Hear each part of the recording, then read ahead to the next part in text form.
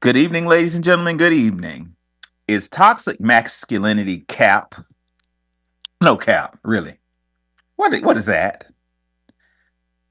Are black men too masculine? Well, Dr. Francis Cress Welsing said black male effemination is an issue. So you can't have it both ways. Which one is it? And how can masculinity be cap? Is femininity toxic? What is this really about? Let's look into this. And the last thing we're going to discuss today in this relatively short spaces are black Americans delusional. I mean, I'm turning on the television and watching black members of Congress fighting for people outside of their community. What the fuck? Don't you take an oath to support your constituents? What am I missing? Maybe I'm the crazy one. I don't know. Wani, from your perspective, is black masculinity cap? Is that a real thing? Toxic masculinity, yes. Toxic masculinity. That's what I meant to say. It, it was created to reframe what masculinity is supposed to be, and it's being reframed by the same people that want to call us cis and don't want us to use the word mother. So Oh. that's who's doing. It's the same group, the Freudian sexologist, and they like to tinker around with everyone's genders. They don't like men being masculine. They want to wear dresses, they want to have testicles, they want to do all of these things, and they want to reframe what we're doing and say that it's just too much. They want to call women turf. Anybody who doesn't agree with them is called a turf.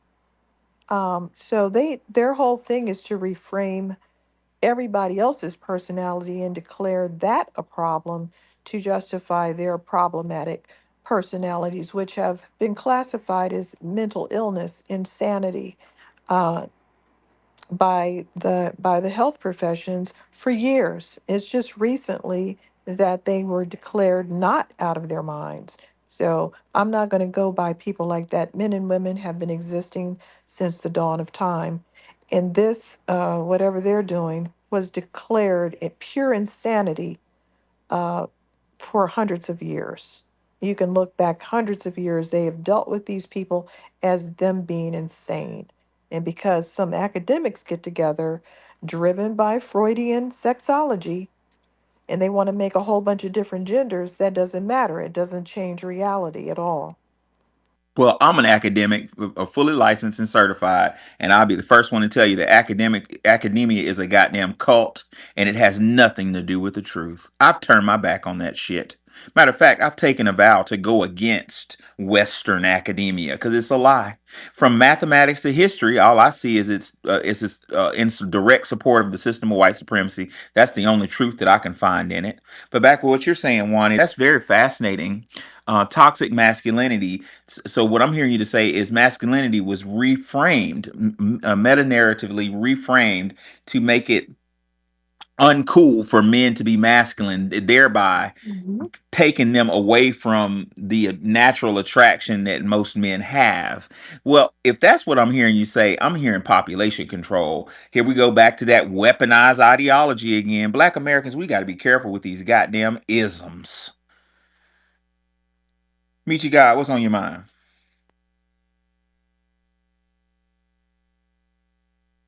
Can you hear me, Michi God? Uh-oh, can y'all hear me? Yes. Oh, okay. I thought my thing was acting up. Michi God, are you there? Going once, going twice. Well, while we wait on Michi God's connection, I was doing some reading on black male masculinity from Dr. Francis Cress Welsing. And Francis, who was a board certified psychiatrist, who also, me and Dr. Welsing have a lot in common. She was a psychiatrist and she got into practice and realized, like, wait a minute, all this stuff that I learned in my 10 years of schooling ain't got shit to do with black children. Nothing to do with them. I'm not a psychiatrist, but I've spent 15 years in the classroom from middle, high school to college and graduate school. And I've had the same epiphany. I'm like, wait a minute, this shit is not helping my kid. It's not helping black children. Like, and this matter of fact, I had a different type of epiphany. My epiphany was the educational system is hurting black males. It's like destroying us because, like the title suggests, the educational system in the United States of America, um, from my experience in New York, Tennessee, Alabama, and now Georgia, same story, different states, punishes masculinity as if it were toxic. What am I saying? I'm saying that black males who exhibit leadership qualities, confidence, deep voice, standing up tall, organizing other black males, organizing black females, helping out, are targeted in several different school systems. I've seen white female educators and professors just straight up target them. He's a troublemaker. Da da da da da. Put like create a narrative. It's weird. The way it happens is very fascinating. First, a narrative goes around these children or these young adults, and they get kind of put into a label box of you're a troublemaker, and then the process is started to execute, to not execute you, but to extract you from the environment. Like, I'm gonna have to write about this because it's very interesting. But their masculinity is labeled as toxic. I'm gonna give this one story, and I promise I'll shut my mouth. I've taught at Lemoyne Owen College of Education. That's the I don't really mention their name much, but now I mean, what's the use? You know, I'm no longer there, but I was at Lemoyne Owen College of Education. I taught assessment and evaluation, and basically, I trained teachers. So I trained educators, and to be an educator, you have a residency period, just like a doctor. They call it student teaching, but it's a residency. And I would go to uh during their residency, I would go to their school and watch their lessons to see if they to give them pointers before they took their exams. And I went to this school in Memphis. I'll never forget it. And some of y'all have heard this story before. In Frazier. Now, Frazier is a very low SES neighborhood. They call it the Bay because it's right next to the Mississippi River. They call it the Bay. And the biggest industry in Frazier is Nike. Nike has a huge plant there, and a lot of people, a lot of hard work. It's a lot of families, a lot of black men and women together there. Believe it or not, the stereotype don't really fit like you think it should. A lot of married blue collar people that work at that Nike plant. Well, I'm at an elementary school with one of my undergrads getting her teaching license, teaching, and I'm going there about a week before I realize. I'm like, why are these white female? The majority of the teachers there at this black school were white women, majority of them, and I'm watching them just scream bloody murder at a young black, second grade black men. And I start looking at the ones they would take outside. You're not doing whatever. Why are you doing this, Deontay? Why are you da, da, da?" And I was like, why is thinking, why is she yelling at him? Like, so I start watching, and they would be yelling at these children that showed masculinity and leadership skills. And I don't know if it was intentional or not, but by them, there's a theory called Vygotsky. It's a theory of psychology. It basically is environmental learning. Everybody knows. You probably never heard of Vygotsky, but everybody knows how it works. How it works is simple. If if let's say all of us are in a room together, and I pick the biggest dude, or I pick a dude in here, and I just beat the living shit out of him in front of all of y'all, what did y'all just learn about me? Y'all learn not to fuck with me. That's environmental learning. So, yeah, Vygotsky. That's one of my favorite theories of education. Environmental learning. You learn by example. Like your mama used to say in school, if somebody hits you, you make an example out of them. Just that simple. Well, these white female teachers use Vygotsky's theory on these black males. They pick a handsome, and I ain't talking about middle school, ladies and gentlemen. They get them early. So if y'all got elementary school young black children, especially males, listen to me. They target them. They find the young black male who's an alpha in second grade, and they take them and why did you, DeAndre, why did you do this? Just yelling at them. And the other black kids look at them and say, ooh, I don't want to be DeAndre. So I need to start acting a certain type of way to get an A out the class. And there it starts, ladies and gentlemen. Their masculinity is thereby eroded. And they learn a very powerful goddamn lesson before they hit puberty. They learn if they want the approval of Miss, thinking of a name, Miss McConnell, they have to act unlike a man. They learn that being a man is toxic to their future advancement. And therein, from that point, they're put on a pathway of conditioning. And I bet you what you can guess where that pathway leads by the time they get to college. I'm not gonna say it though, because some of my colleagues be listening. Anyway, I digress. One of the other aspects is that I noticed when I was going to school, this is quite a while ago, um, some of the boys that were masculine would be given drugs. They would just drug them. And they just, like you said, it was like a threat. Like everyone knew that person was on drugs and being treated differently, so people wouldn't act that way. It really wasn't out of order like that. It's just boys being boys for the most part. That's what they do.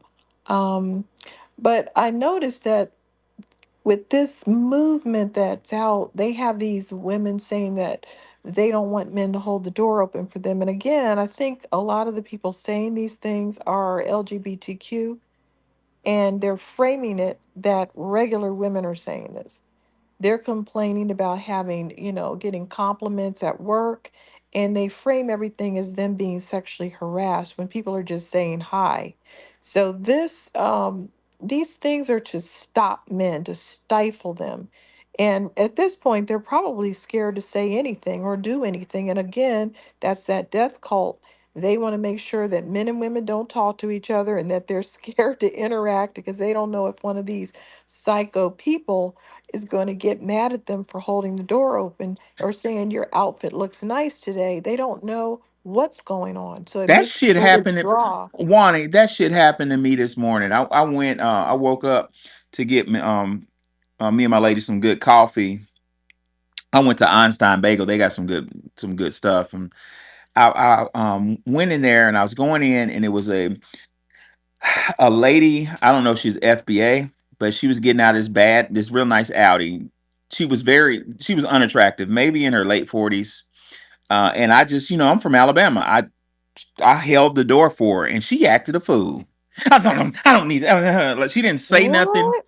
Yeah, she didn't say nothing audible, but it was onomatopoeia. It was like, like almost like, no, I don't need it. No, no, no, no, no. And I was like, bitch, I'm not holding the Really? door because I like you. I'm trying to be a gentleman, fool. But her car said it all. She had this European, this Audi. Cars say a lot about who you are. You know what I'm saying? Got this fancy Audi. Like, I wish really? I knew more about actual interactions because I don't like to judge things by statements that are said on the internet that go viral, like those white women saying they'd rather be in a cave with a bear. I know that was LGBTQ. I mean, that's the kind of stuff they do, and they try to act like, "Oh, I'm just a random woman," and then you look deep into their tweets, and it's all a bunch of BS. So that's what I'm concerned about. They're doing a lot of things. They're actually sabotaging heterosexuals, and they love it. But that's what makes our role so important and gets me so passionate, Wani. It's because, like I was telling Wani earlier, ladies and gentlemen, I kind of stumbled into a psychology program, educational psychology, because I hated my master's degree program in teaching. I thought it was stupid. So I ended up in ed psych. But I know why the creator put me in it. He was putting me in it to warn my people of what's going on. What's going on with these toxic masculinity mantras and these suggestions and all these words like cisgender. That has nothing to do with promoting a lifestyle. That has everything to do with genocide. It's a weapon. And we need to call it as such. God damn it, I'm gonna get up on TV and say it's genocide because that's what the fuck it is. You want to lower black numbers. That's all the fuck you want to do. You want to say, but what did Neely Fuller say? He called it sweet poison. You dress it up like it's candy when it's goddamn cyanide. Yep, and like I said, anything that happens to the American public affects us more. We're, subject to the same types of treatment. So although we might look online and we see white women going back and forth, that interaction somehow filters down to us because those were white women complaining about white men being in a cave. Well, at least the bear won't rape me, implying that all white men would rape them. I mean, that isn't normal reactions between men and women. So I know something's wrong. And it, like I said, it makes all of us in America get these standoffish positions. I can't even imagine, like my personality, I open the door for everybody and I don't expect them to have second thoughts about why I'm doing it. I just don't want the door to slam in their face. I don't have any other ulterior motives. And I don't think most people do.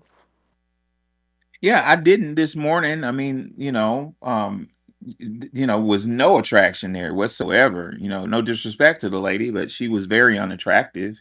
She was like, slightly overweight, and she just was she wasn't my thing. But I was just being a gentleman. And that lady dissed me so fast. She didn't say, it was so stark that she didn't have to say anything audible.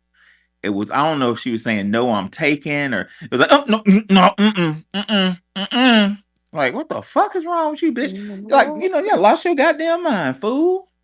maybe she thought you were going to hit on her because she had a car. Like, I don't know, but it was. Yeah, I wish somebody would have recorded that shit, because that's something that we need to study. A lot of I teach Gen Z, and a lot of my young men talk, they sit and talk to me about that. Like, why? They were like, Dr. A, how do I, how, the people, my students tend to trust me. I look younger than what I am, and I'm cool. I don't try to, I make it my business to let them know that I'm from the ghetto. I'll dress up in a bow tie to get the job, but once I got it, they got to face the real me, you know. So anyway, my students figured out, and they just asked me questions. How do I find a wife? And some of my young ladies, how do I find a husband? Gen Z is very concerned about having a husband and a wife because culture is so toxic now, But the reason why I brought that up is, It's very difficult for people to meet each other these days because people that I know, if they go online, they get some psycho that, tears the whole house out because I mean, the horror stories that I have to listen to, and I have no solution because they get bad results at church, they get bad results online. I have nothing, I mean, they get bad results in clubs. So I really have nothing to offer for them to, and if someone could come up with something, this is a time to invent something, everybody. If someone could come up with something, it would be really good because I think that there's a lot of good people out there that want to meet each other and they just keep missing each other. well, check this out. In the black world, the best place for us to meet is college. Not because of any, it's college people are better than anybody. I'm at the point now where I'm um telling Gen Z not to go to college, to join the military or get a trade, because it's a waste of time in a lot of senses. But one thing about good thing about college is the age. Your age, your dating age, you're the best you're gonna look. You're healthy enough to have a child, and this same system we're talking about has maybe it's infiltrated the white world, Wani, but I don't know. I just know about the historical black world. This system has infiltrated the historical black colleges and really focused on our sisters, and to really get in their head like the main goal of you being in college, young black woman, is to get a career, not just a job, to be a leader. You need to be a lawyer, you need to be a prosecutor, you need to be a medical doctor, you not just a doctor, you need to run the hospital, you need to be that first black bullshit, you know. And what's happening to a lot of people in my generation of the millennials is we got a lot of sisters that I remember them. They used to be fine as hell back when we were in college, and now they're about to be 40 years old and they're single. And now they got these wonderful careers and they can't find a husband because men don't give a flying fuck about your job. If anything, we're kind of like scared of jobs because that kind of says if a woman has a job that's more powerful than me. There's not me. I'm not insecure like that, but most men, black men that I know in my world, are scared of that because they're afraid that that's going to be used as leverage, which women who promise they're not going to do it end up doing it. Don't ask me how I know. Go ahead, Black Truth. Salute, Professor Allen, Sister Wani, Sister Nikki, everyone in the Hey. room. Hope you all are doing well. I haven't been catching your spaces. You've been holding you've been holding them later, brother. Oh, I have. Oh, Oh, Professor Allen. that's going to have to start changing. Yeah. It's all right, but I do want to comment about the is toxic masculinity cap, or in other words, false. Yeah, it most definitely is. They always try to push this on foundational Black Americans. It's not pushed. I wouldn't say it's never pushed on any other group, but it's not pushed as heavily on any other group. I remember early on in school what you were describing with the typically white female teachers shouting down traditionally masculine males who were black. Whenever we would do something, we would be punished exponentially harder than anyone else. I remember they had a traffic light system when I was growing up, the green light, yellow light, red light. I don't know if anyone else had this. And pretty much you had your name, and whenever you would do something wrong, you would be lowered to either the yellow light or the red light, depending on the severity. I would get in trouble for just basic things, just, talking with individuals, or, you know, walking too fast, or something very basic. And all the other white students would never be dropped down to yellow or red. It was just a game. It was a psychological game to mess with you and to try to get you off your square, get you away from your traditional self. So yeah, it's definitely what you were talking about earlier, and what you were saying was reminding me of the what did they? It was like something implemented in New York. It was Tyrannosaurus Burke. She was trying to push it. Can someone help me out? Oh um, yeah, the street harassment. Oh, we're yeah. females. Oh, we're being harassed in the street. Oh, we're people are whistling and they're talking to us, and that that was a ploy to get people away from interacting with people of the opposite gender. And it Right. was, remember, it was only pushed to heterosexual people. You never Mm-hmm. see this kind of push for anything that's LGBTQ. All that kind of stuff gets pushed along, gets the okay, gets the stamp of approval. You never see. I've heard stories of people who were in prison who were protesting because they had some kind, the LGBTQ people were given preferential treatment, and were, pushed along, and were given all these kinds of privileges and things that were not allowed. You weren't allowed to have a cell with your spouse or whatever, but they permitted it. They push this LGBTQ stuff on people, and they give special benefits and things to those who adopt that lifestyle. We just have to be frank with it. There was a person, I don't really know what he was a part of. I don't pay attention to celebrity news or anything like that, but he was, I believe, in some kind of, what do they call it? It was like a foster care center or something. And he said they wouldn't help him at all. They wouldn't give him any benefits until he stated that he was LGBTQ essentially.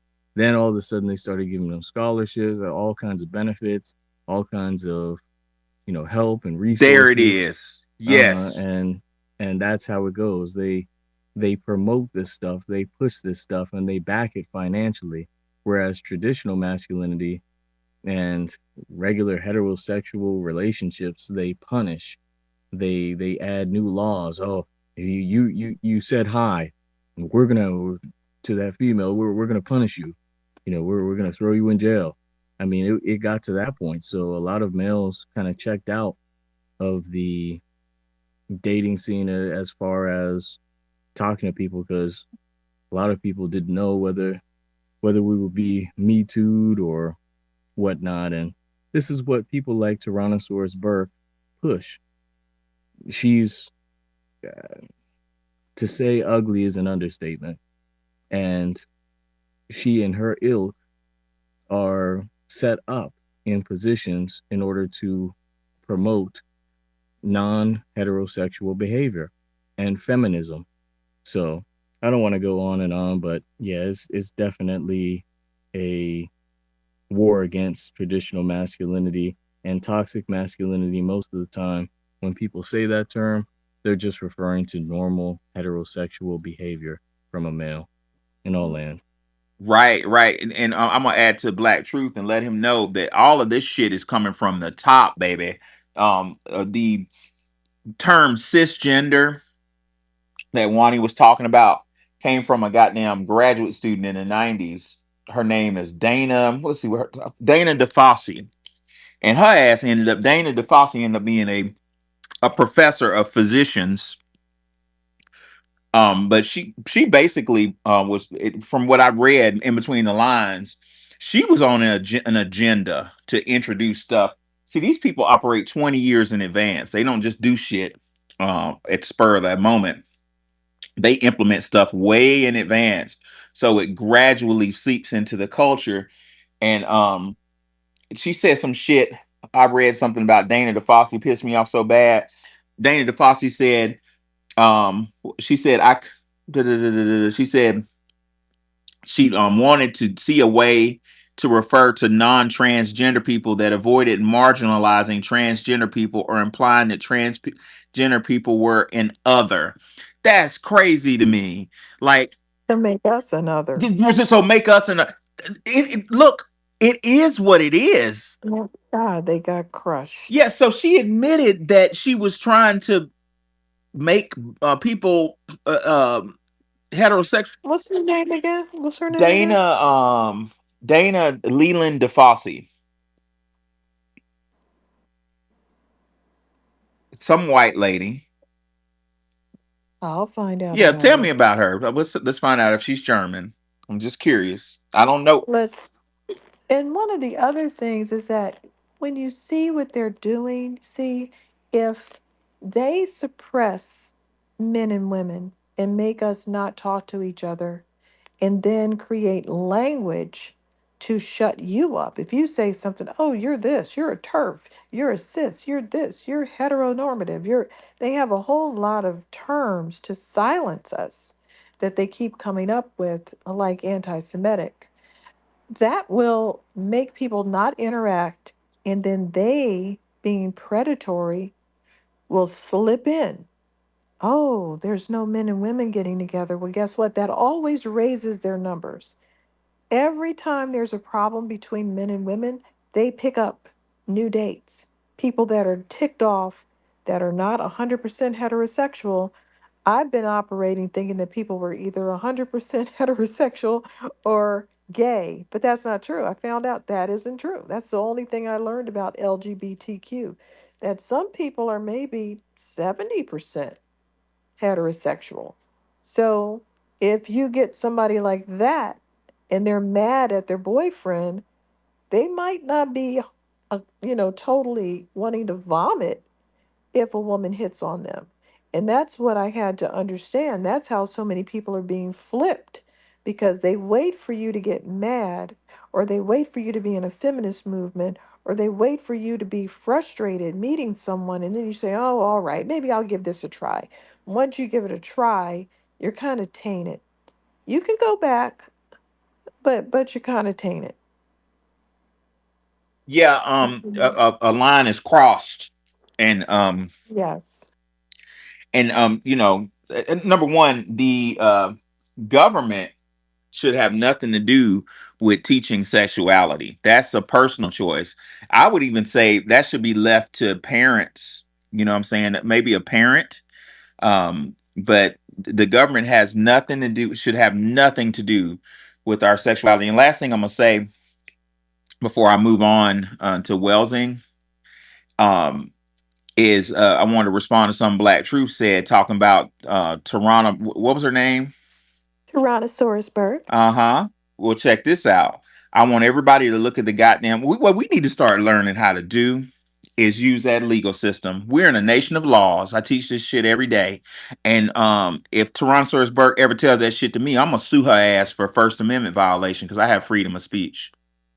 The United States Constitution in our beautiful country does not limit the First Amendment to talking to women. And as long as I'm not threatening a woman, I'm exercising my goddamn First Amendment. Take that, T Rex. Go ahead, Welsing. Good evening, everybody. How's everyone doing? Hmm. Hey, hadn't seen you in a while. Good to see you. Yeah, nice to see everybody as well. And hi, Wani and Black Truth and everyone. But I wanted to, and Nikki down there too. So I I I I, I was just talking about this a few weeks ago. I didn't call her Tyrannosaurus. I call her a Brontosaurus Rex because that's what she looks like. She was a problem from day one.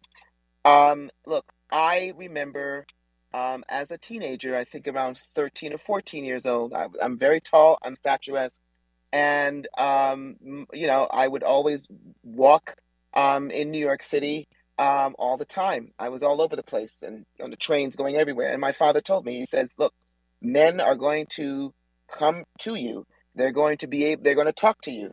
You're very tall. You do not look your age." And he says that this is how you handle them. This is what you do. And look, I used to enjoy, and this could be something that these feminists don't want to hear, but I used to love in the summertime walking up and down New York City when there was a construction crew, because if you ever wanted to get a boost in your ego, just walk down the street and those men would be whistling from all the way up and everything, and you're like, to enjoy it.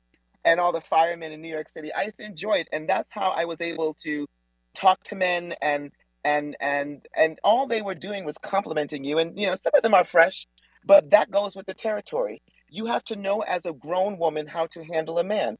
A grown woman will know, when a man has taken it too far.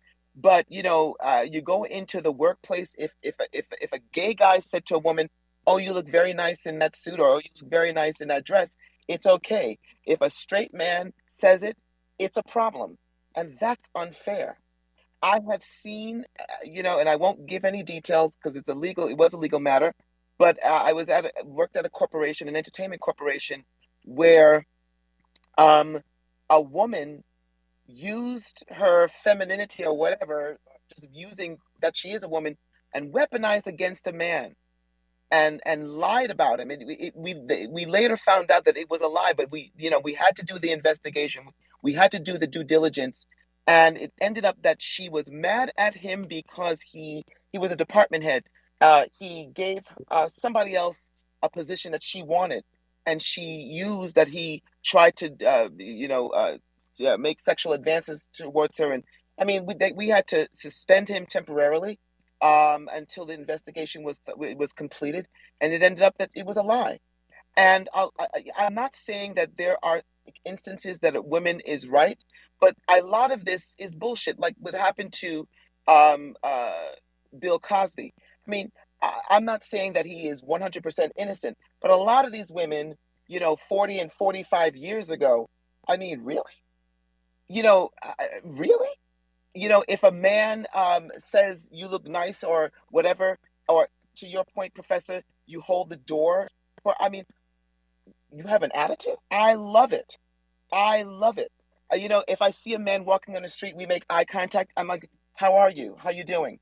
I mean, just that alone, makes a difference. I I don't understand all of this. It makes for a very unhappy society, and I think a lot of these young ladies, they just are, they might have had bad experiences growing up with a man. I don't know what it is. Maybe a little bit of this, that, or the other. But at the end of the day, particularly when it comes to black men, not all of them are trying to get in your pants. A lot of them are very complimentary. A lot of them just want to talk. You can talk to a man and not feel like he's trying to rape you. I just there's just a problem in our society, and especially among the melanated class and Black American people, that we have to stop falling for this white agenda.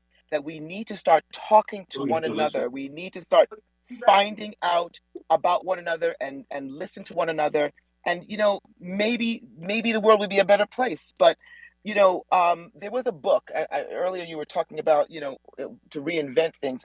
There was a very profound book that I read years ago, and it was called, oh my God, I keep messing up. I think it was called Our Kind of People. I Who think who that was was it the by, name of the Welsing? book. Oh boy, I don't remember. It was so many years ago, but it was called Our Kind of People. And what it talked about, I heard of that. yeah, what it talked about was, what was the premise behind the Jack and Jills and the Lynx? Why was it so important for Black people to go to Martha's Vineyard in the summer? And it wasn't just to show off. It wasn't any of that. What it really was those organizations, those places were for Black people to gather, to do business with one another, but also to farm for the right spouse for their son and their daughter, to keep the lineage going, to keep the bloodline going, to keep the money flowing. Jack and Jill and Lynx are not what it used to be. And maybe I think Wani, our professor, talked about reinventing. Maybe that is something that needs to be reinvented and redefined, and strictly for Black American people. It would have to be, because that's how these people were able to get jobs and to go to colleges and to marry. And what it was created for was a beautiful thing. And we need to get back down. We need to get back down to basics. Lastly, and I'll land with this, with my niece and nephew, but particularly with my nephew. I just came back from, he's turned 13, and I had a talk with him, and I had a talk with my niece, but with him, from the time he was 4 years old, I was teaching him how to hold the doors for women, how to pull the chair out for women. Poor thing, he was 4 and the little doors were heavy, but he would do it. Now he's 13. The teachers, principal, people in general cannot say enough about his manners and just how he's a gentleman. But this time around, I mean, at 13, I did sit down with him, and I told him, and I said, and I shared this with a couple of people. I said that, my expectations of him is that he's going to have his fun in his 20s. But by the time he's 30 years old, he needs to start thinking about looking for a wife, and that by the time he's 35, I'm expecting him to be married. I said, because in this family, we're not going to have, babies out of wedlock. We're not going to have men in their 40s and 50s being single. You will be married. And I did tell him that in my will, it is set, it is stated, and this is the truth, that he's going to be married to a Black woman. I'm not putting up with that shit. I'm not putting up with this shit in my family where we're going to have somebody other than Black folks in my family. It does not do well. They will not do well in my family. And he's listened to me. And I'm serious. We got to get back down to basics. My expectations of my nephew is that by the time he's 35, he's to be married and to have children. I'm not putting up with this Welsing, bullshit. I don't And want to. he knows I'm serious. I'm sorry. I land with that. Hmm. No, I don't. I didn't want to interrupt you. I'm gonna let you land your plane, but I really want to emphasize something. I'm so grateful that you came to the stage today, because you reminded me of telling my people something that I knew. Those of you who don't know me, my dad back in the '90s, early 2000s, got a job at a gas station to put me in a got an apartment in a that borderline a really very rich neighborhood in Birmingham, same neighborhood that Courtney Cox from Friends was from. And because my life kept getting threatened, a lot of little girls like me in a gang. I got a gang was trying to put a hit out on me, so he knew it was a matter of time. He had to do what he had to do. Shout out to my dad for that.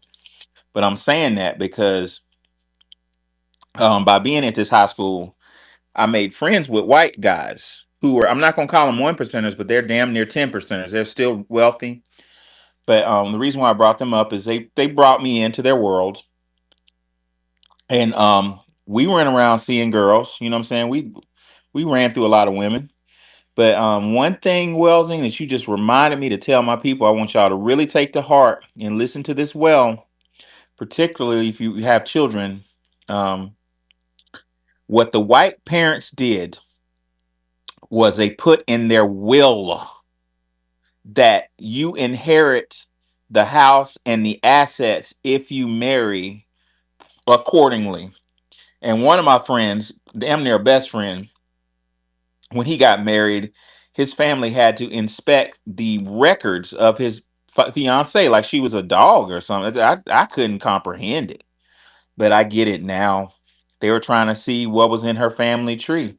And once she passed the inspection, he married her, he became entitled to all of those assets. Now, legally, you can't tell your child what to do, but if you put that money on them and say you're not going to inherit this unless you're exercising some locus of control. You learn this in your first year in law school, but it's very great to hear that a black woman's doing that, Wells, and good for you. No, Good for you. listen, I bust my ass. And, there's a lot of things you don't know. I bust my ass. And everything that I bust my ass for is for my niece and nephew. And I'm not I'm a no joke person. And I don't play. And at the end of the day, and I told her too, if it's not a black man you walking down the aisle to, then there's a lot of I'm gonna have problems with it. Because I said when you come to Auntie's house, it's black up in here. And so I'm not gonna mince my words and walk on eggshells around some folks because you didn't marry somebody black. I'm not doing that. So at the end of the day, they're not doing that. And so my expectations of them is that there will be no divorce. You will be walking down the aisle to somebody black. I'm not playing, and it's in my will. And I'm not playing; it's in my will. That's And so at the beautiful. end of the day, and they understood. He understands, especially him. It's most important. I mean, she's very important too, but it's him. He's the one because he is going to be the head on the neck for this family when I die. And so, at the end of the day, I don't play. And so, with that being said, he understands, and so he better like by the time 35, you've been married and have kids. That's what I expect of you. I don't give a damn if you're 40 years old. You're going to follow what I say That's in this beautiful. family, and that's it. So, and a lot of that I learned from that book. I read that book about maybe 20 years ago. So I'll look for it and put it up a picture of it in the purple pill for you guys. Okay. All That's right. beautiful. Thank you so much for allowing me to speak. Thank you. Good night, everybody. Thank you. Thank you. Uh oh.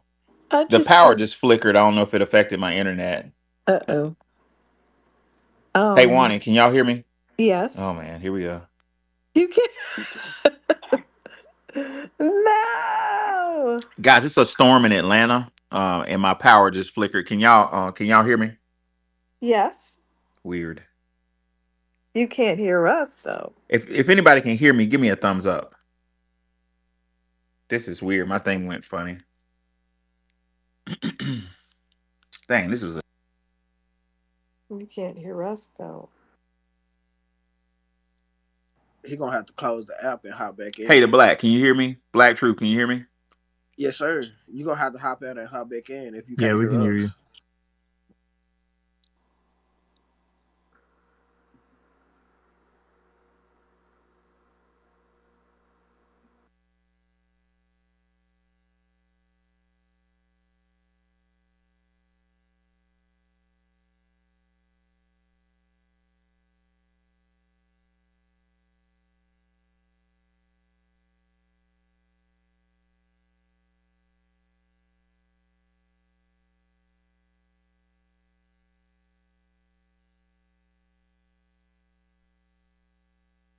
Now it says there's connection issues.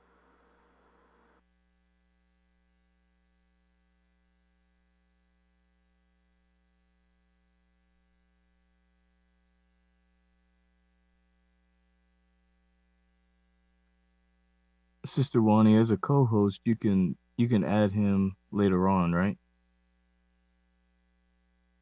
Um. Long as he hop out and hop back in within the 45 seconds, the room shouldn't close.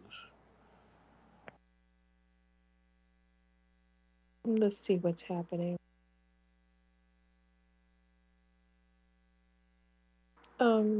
Black Truth, did you want to add something to what we were saying while we figure this out?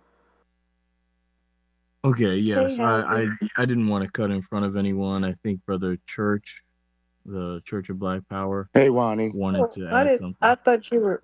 Hey, I thought you were adding on to what. Welsing was saying because you Oh, were talking oh, before. okay. I guess I will add that then. Yeah, the only thing I was gonna add was the fact that a lot of these things, a lot of the toxic masculinity narratives and the feminism pushing and the LGBTQ pushing have been implemented by your children's mindset because that's who they're going after. They know they can't go after you. They know you're setting your ways, and your parents is setting your parents' ways.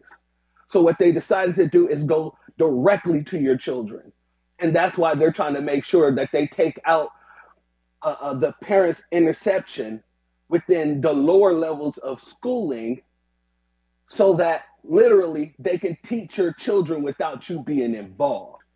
So Facts. to all my family, make sure that you're putting it in your hearts and in your minds to, even if they're not in college, start grooming your children now to understand what they're going to be doing once they get into college. That is very important because if you don't do it, trust me, the college will groom your children to become the enemy of your own people. And that's one part. I also wanted to speak about the whole toxic masculinity situation when it comes to anybody who brings it up to you so you'll know how to kind of combat it. If a person can come to you and speak about toxic masculinity and don't have a counterpart to it, then you know there's a problem. There's never a situation of toxic femininity. Let's be very clear about that. And the problem with people running around here toxic masculinity is that you're acting as if a man isn't supposed to be masculine. That was another thing that they was Right. preaching at the whole intersectionality conference. They was talking about how men are too manly nowadays, and I had to ask the question several times over: what is too manly when you're talking about masculinity? The person that was actually teaching the well, in conferences you have different breakout workshops and things like that. The person that was teaching this workshop was a bisexual dude. So Right. he was sitting here telling us That's what they always do. that's exactly what it is. They're sitting there telling us that, oh, this is too masculine, this is too masculine, because they over here liking bussy, and they've been liking bussy all the damn time. And this is the problem that we don't seem to understand. I've been telling people this for a long time. The feminist movement was literally showcased and brought forward by a bunch of women who were actually, they were women, you can say that, but they were also women who liked other women, Preach. and a lot of people don't even speak about that part. So you have a lot of people who are, either gay or bisexual, and this isn't nothing against anybody who's gay or bisexual, but when you look at these groups and how they're started, it's these kinds of people that are pushing it on straight men and straight women, and then they're giving you their point of view of how they see you. So when y'all was talking about the cis situation, that whole situation right there hit home because that comes directly from those folks, and that's how they see you, even though the counterpart of it is actually the facts. It's literally man, woman. There is no need for cis. There is no need for anything like that. Because even when a person brings that up to you, you ask them about the science in it. What scientist? Don't talk to me about somebody who practiced sociology or any type of psychology. No, I want the actual science because there is no scientist that even agrees with that there's more than two genders or anything like that. So being called a cisgender or a straight man or anything like that, when it actually shows, the science shows that we're the actual normality, it's ridiculous. But I wanted to touch on one more thing. Tyrannosaurus Rex, aka KRS2. I have to touch on her because if you guys seen, You she touch came. on her. Pause, pause. You ain't gonna touch on her now. You're right. You're right. My bad, Queen. You're right. I would never touch on that goddamn man. Anyway, let me just rephrase that. Just to touch on what that man said. Okay. This man has come out and he has basically said, hey, I never said believe all women. I never did that. As a black woman, I would never say that. No, no. There's many interviews. That's exactly what you said. And everybody pay attention to how she's now trying to claim as a black woman, as a black woman, as a black woman, She while get the she's hell up trying to out of here. She get the hell up exact out of here with that. while she's trying to clean up her mess. It's because of the fact that even she had to come out and say, "Hey, this whole movement, they've been draining me. They haven't given me $1. I'm broke." Now, if they was actually paying this woman for this Me Too movement that she so-called came up with, you would have to ask the question, would she be out here speaking in the manner that she's speaking? And I would have to say, no, she wouldn't. She If mad they because the white women then hijacked her, something that she As kind of started. usual. That's all this is. So we're absolutely supposed to and feel bad for her and welcome her back to the cookout now. absolutely and the white women got paid the way that the same women in the BLM movement got paid. And Tyrannosaurus Rex thought it was supposed to be her. KRS-2, she kind of felt bad that she didn't get that same kind of treatment that the Black Lives Matter movement got with their leaders or the leaders of that organization with George Soros. This is the problem that she's having overall. She never she never anticipated the movement going the way that it's going, and she's not being a part of that movement. That's what she has a problem with. And so, family, we are in a situation, we're in a point in time where we have these people. And when I say these people, I'm talking about people outside of who we are, who are coming up with these theories, which is just bull stuff. Nothing is proven. And then they're taking these theories and putting it into the science lexicon as if it's factual when it isn't. Preach. It just isn't. Yeah, a theory is not a fact. I love that you said that because one of my heroes, Dr. Amos Wilson, PhD, said we need to come Yes, up. Amos said we need to come up with our own theories of education, our own theories of psychology. So it's like Wani said a couple spaces ago, and like I agreed, this stuff was not created for us. Well, what they'll never tell you in a graduate school lecture for psychology is Freud himself said that the thought process and psychology of the black man and woman is different than a white man. We have different psychologies, but we're learning their psychology, and even worse than that, we're being treated and reared in their psychological processes which don't match us. I Mm-hmm. wanted to say real quick that her family's from St. Kitts, by the way. I don't want that put on us. Wow. Absolutely. That's a But St. Kitten. Professor, one of the things that I learned, and it took me years to learn this because the schools didn't teach me this. There's a difference between a theory and a theorem. A theory, there are so many theories, very little theorems. The difference between a theory and a theorem, and I ain't got to tell you this, Professor, but I'm just going to say this for people who don't know in the room. Not saying anybody don't know it, but we want to do our due diligence. The difference between a theory and a theorem, a theory is just an agreed upon thought process.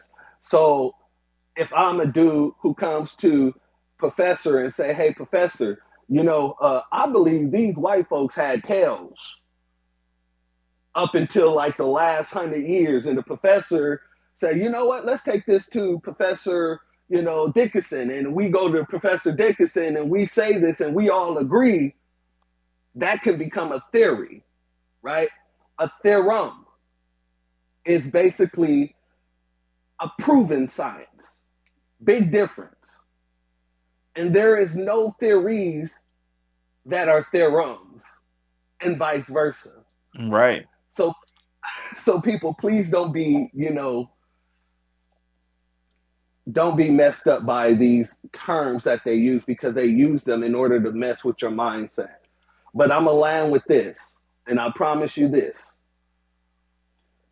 Professor, that bow tie,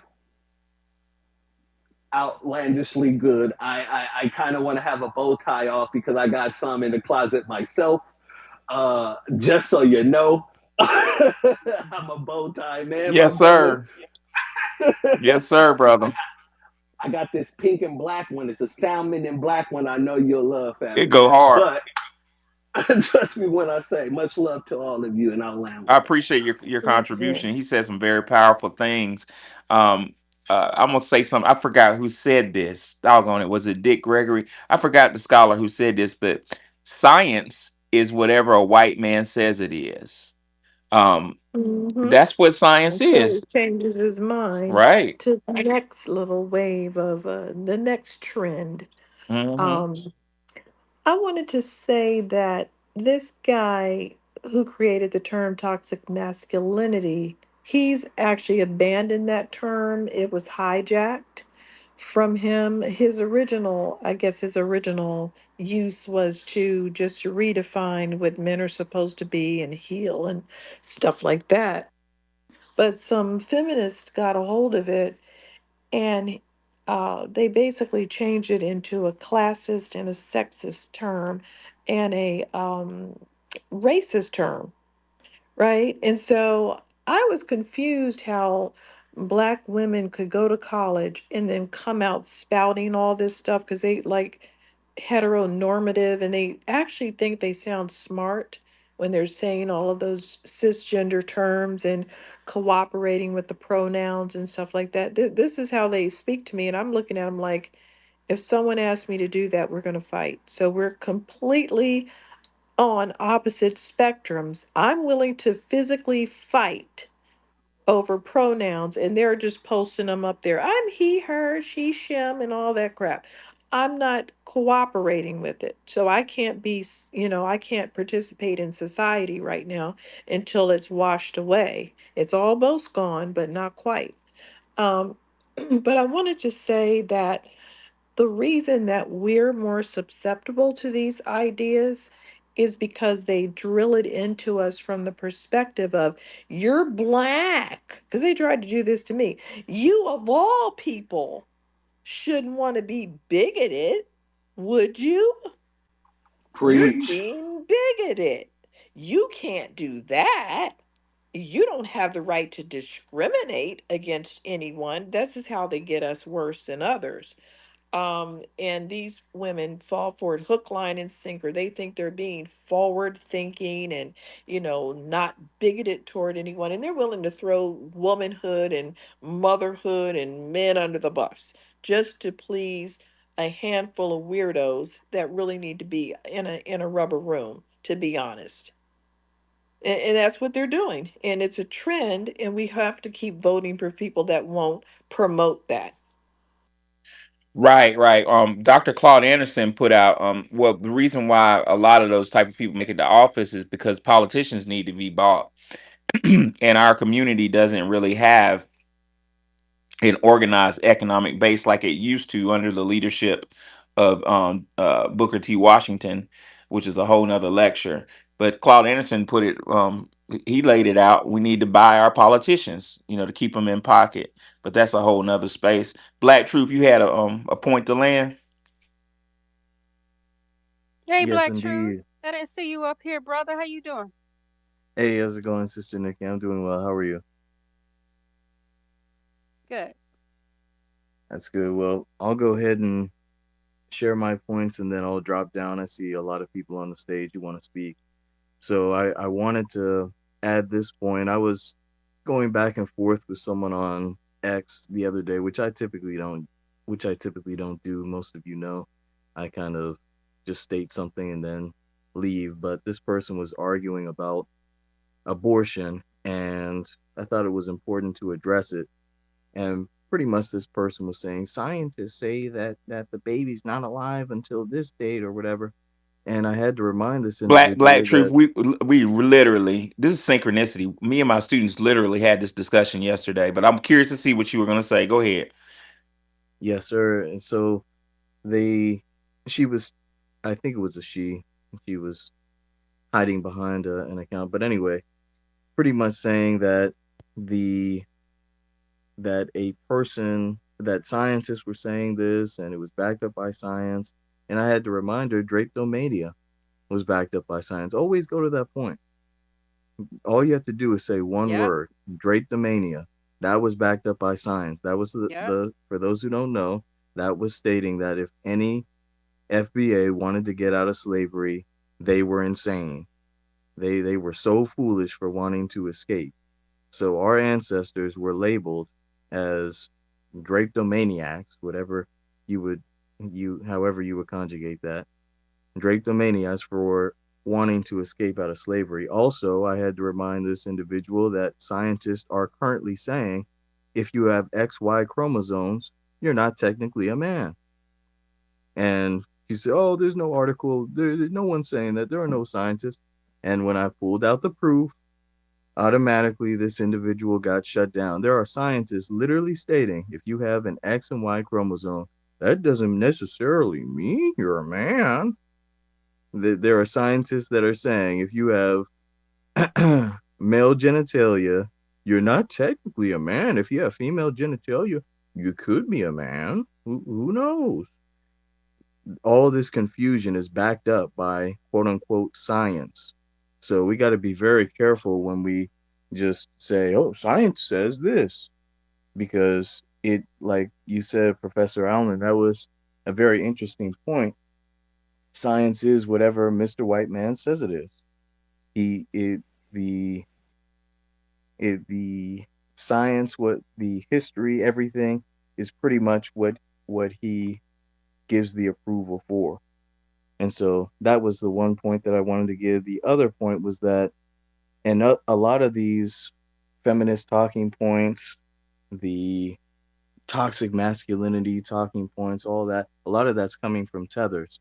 You all mentioned Tyrannosaurus Burke, who somehow made her way out of Jurassic Park and brought those terrible ideologies to our people, the Me Too movement.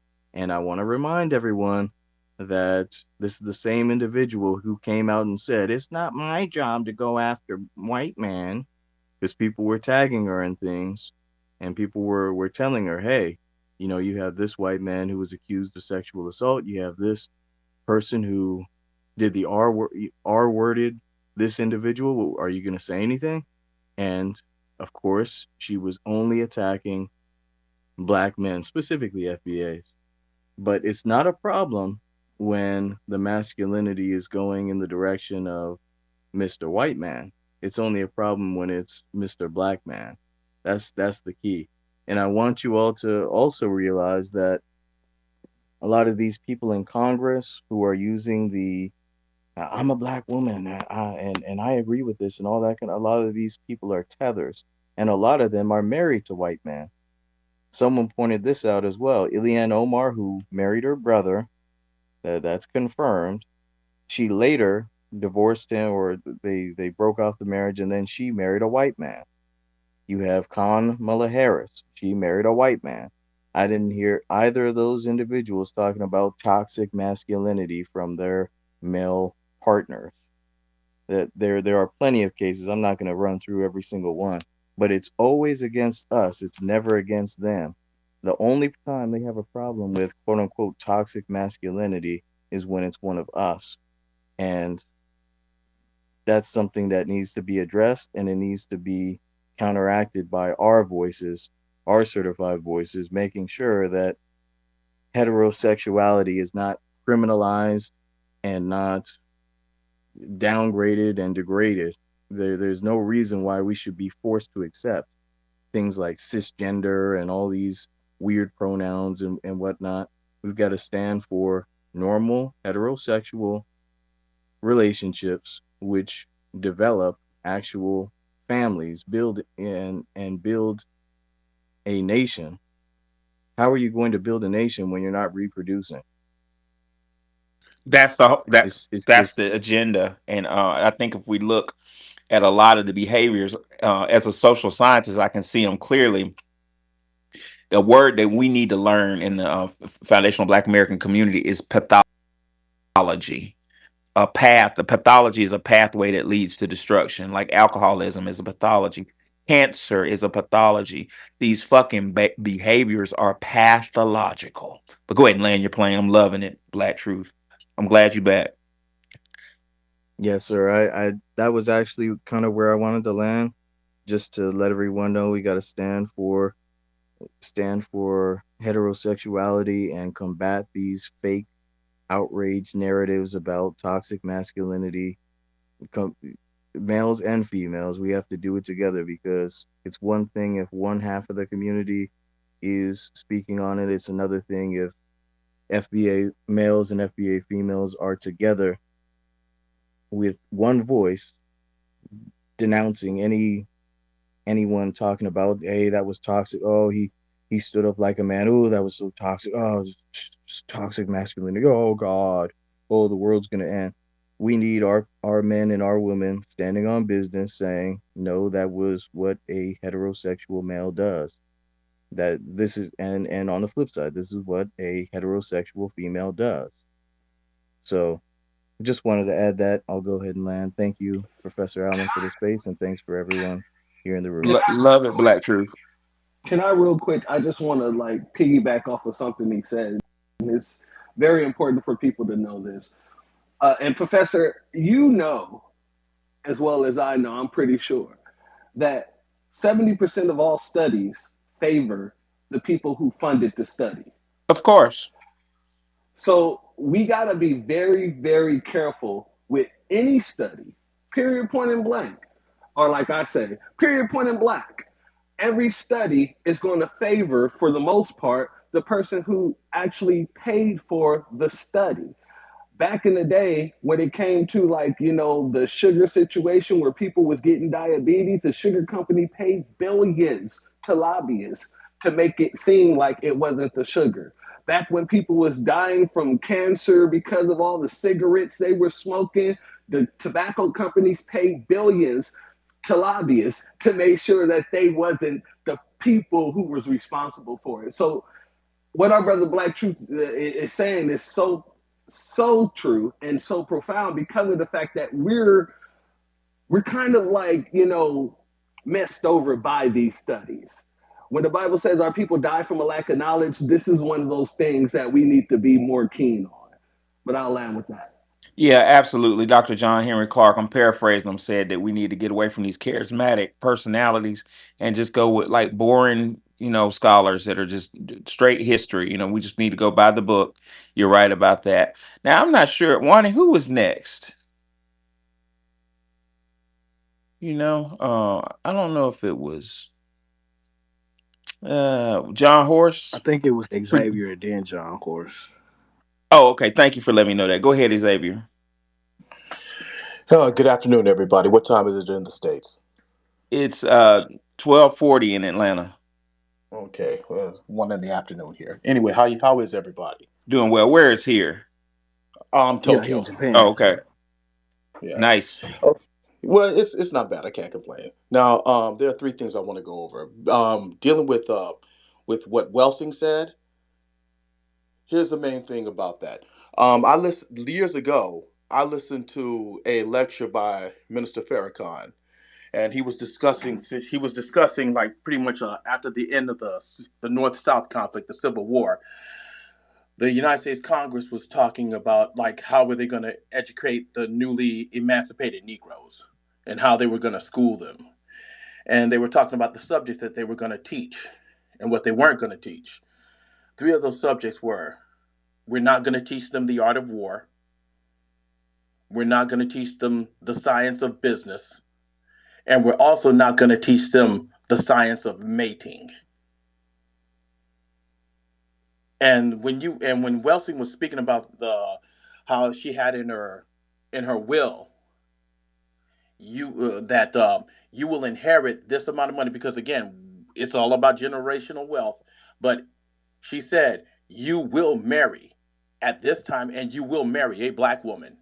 Preach. Now, yeah, now one thing that now after living in Tokyo and seeing the Koreans, marriage and families, it's serious business over here. They even have like, I mean, weddings, the process of actually getting a wife, of actually building a family is serious business. It's serious business. It's taken very serious. They have a certain process called OMI, where the families actually get together and say like, okay, is this a good, not like an interview situation, but more like a genealogy, assets, uh, which grandkids are going to have which responsibilities, where they're going to go to college. I mean, it's taken deadly serious. In order, it's like, okay, um which family crest are the children gonna are the children gonna carry on? It's serious.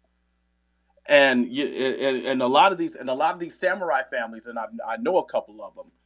These they have like rice farms, farmlands. They have corporations, and they're like, hey, this is going here, this is going there. So again, it's no the science of mating and genetics is no joke. It's it's really really combined. It's really really combining well. So one of the things that really we really need to really look at is the science of mating and keeping that. That's the first thing I wanted to go through.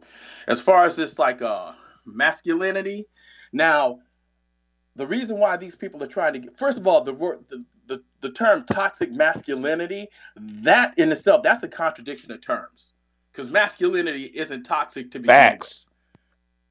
You know, if you look at like if you look at all these, if you look at bullies and, excuse my language, punk motherfuckers, they're the weakest ones. These are non-masculine. These are non. They're bitch made. You know, it's like they're so unmasculine that they're trying to overcompensate for something they don't have. These are not strong. These are not do. These are guys that snitch and can't stand on business for nothing. You know, like I said, you know, I mean, I grew up on military bases in the soldier culture and everything like that, and it's just like, hey, first thing is like as far as like a masculine man, you keep your word. You don't need a contract. You handshake. That's it. It's done. Now, another thing is like you open your door for a lady. Period. When you're talking to an older woman, it's yes, ma'am. Am I right or wrong? That's correct. So the thing is, it's like so I grew up. I'm Gen X. I grew up in the time where there was zero confusion about your function in society, your responsibilities, and who you were. And women didn't talk at you crazy. That stuff didn't. That talking crazy. That stuff didn't really start getting started until like maybe like '90s or something like that.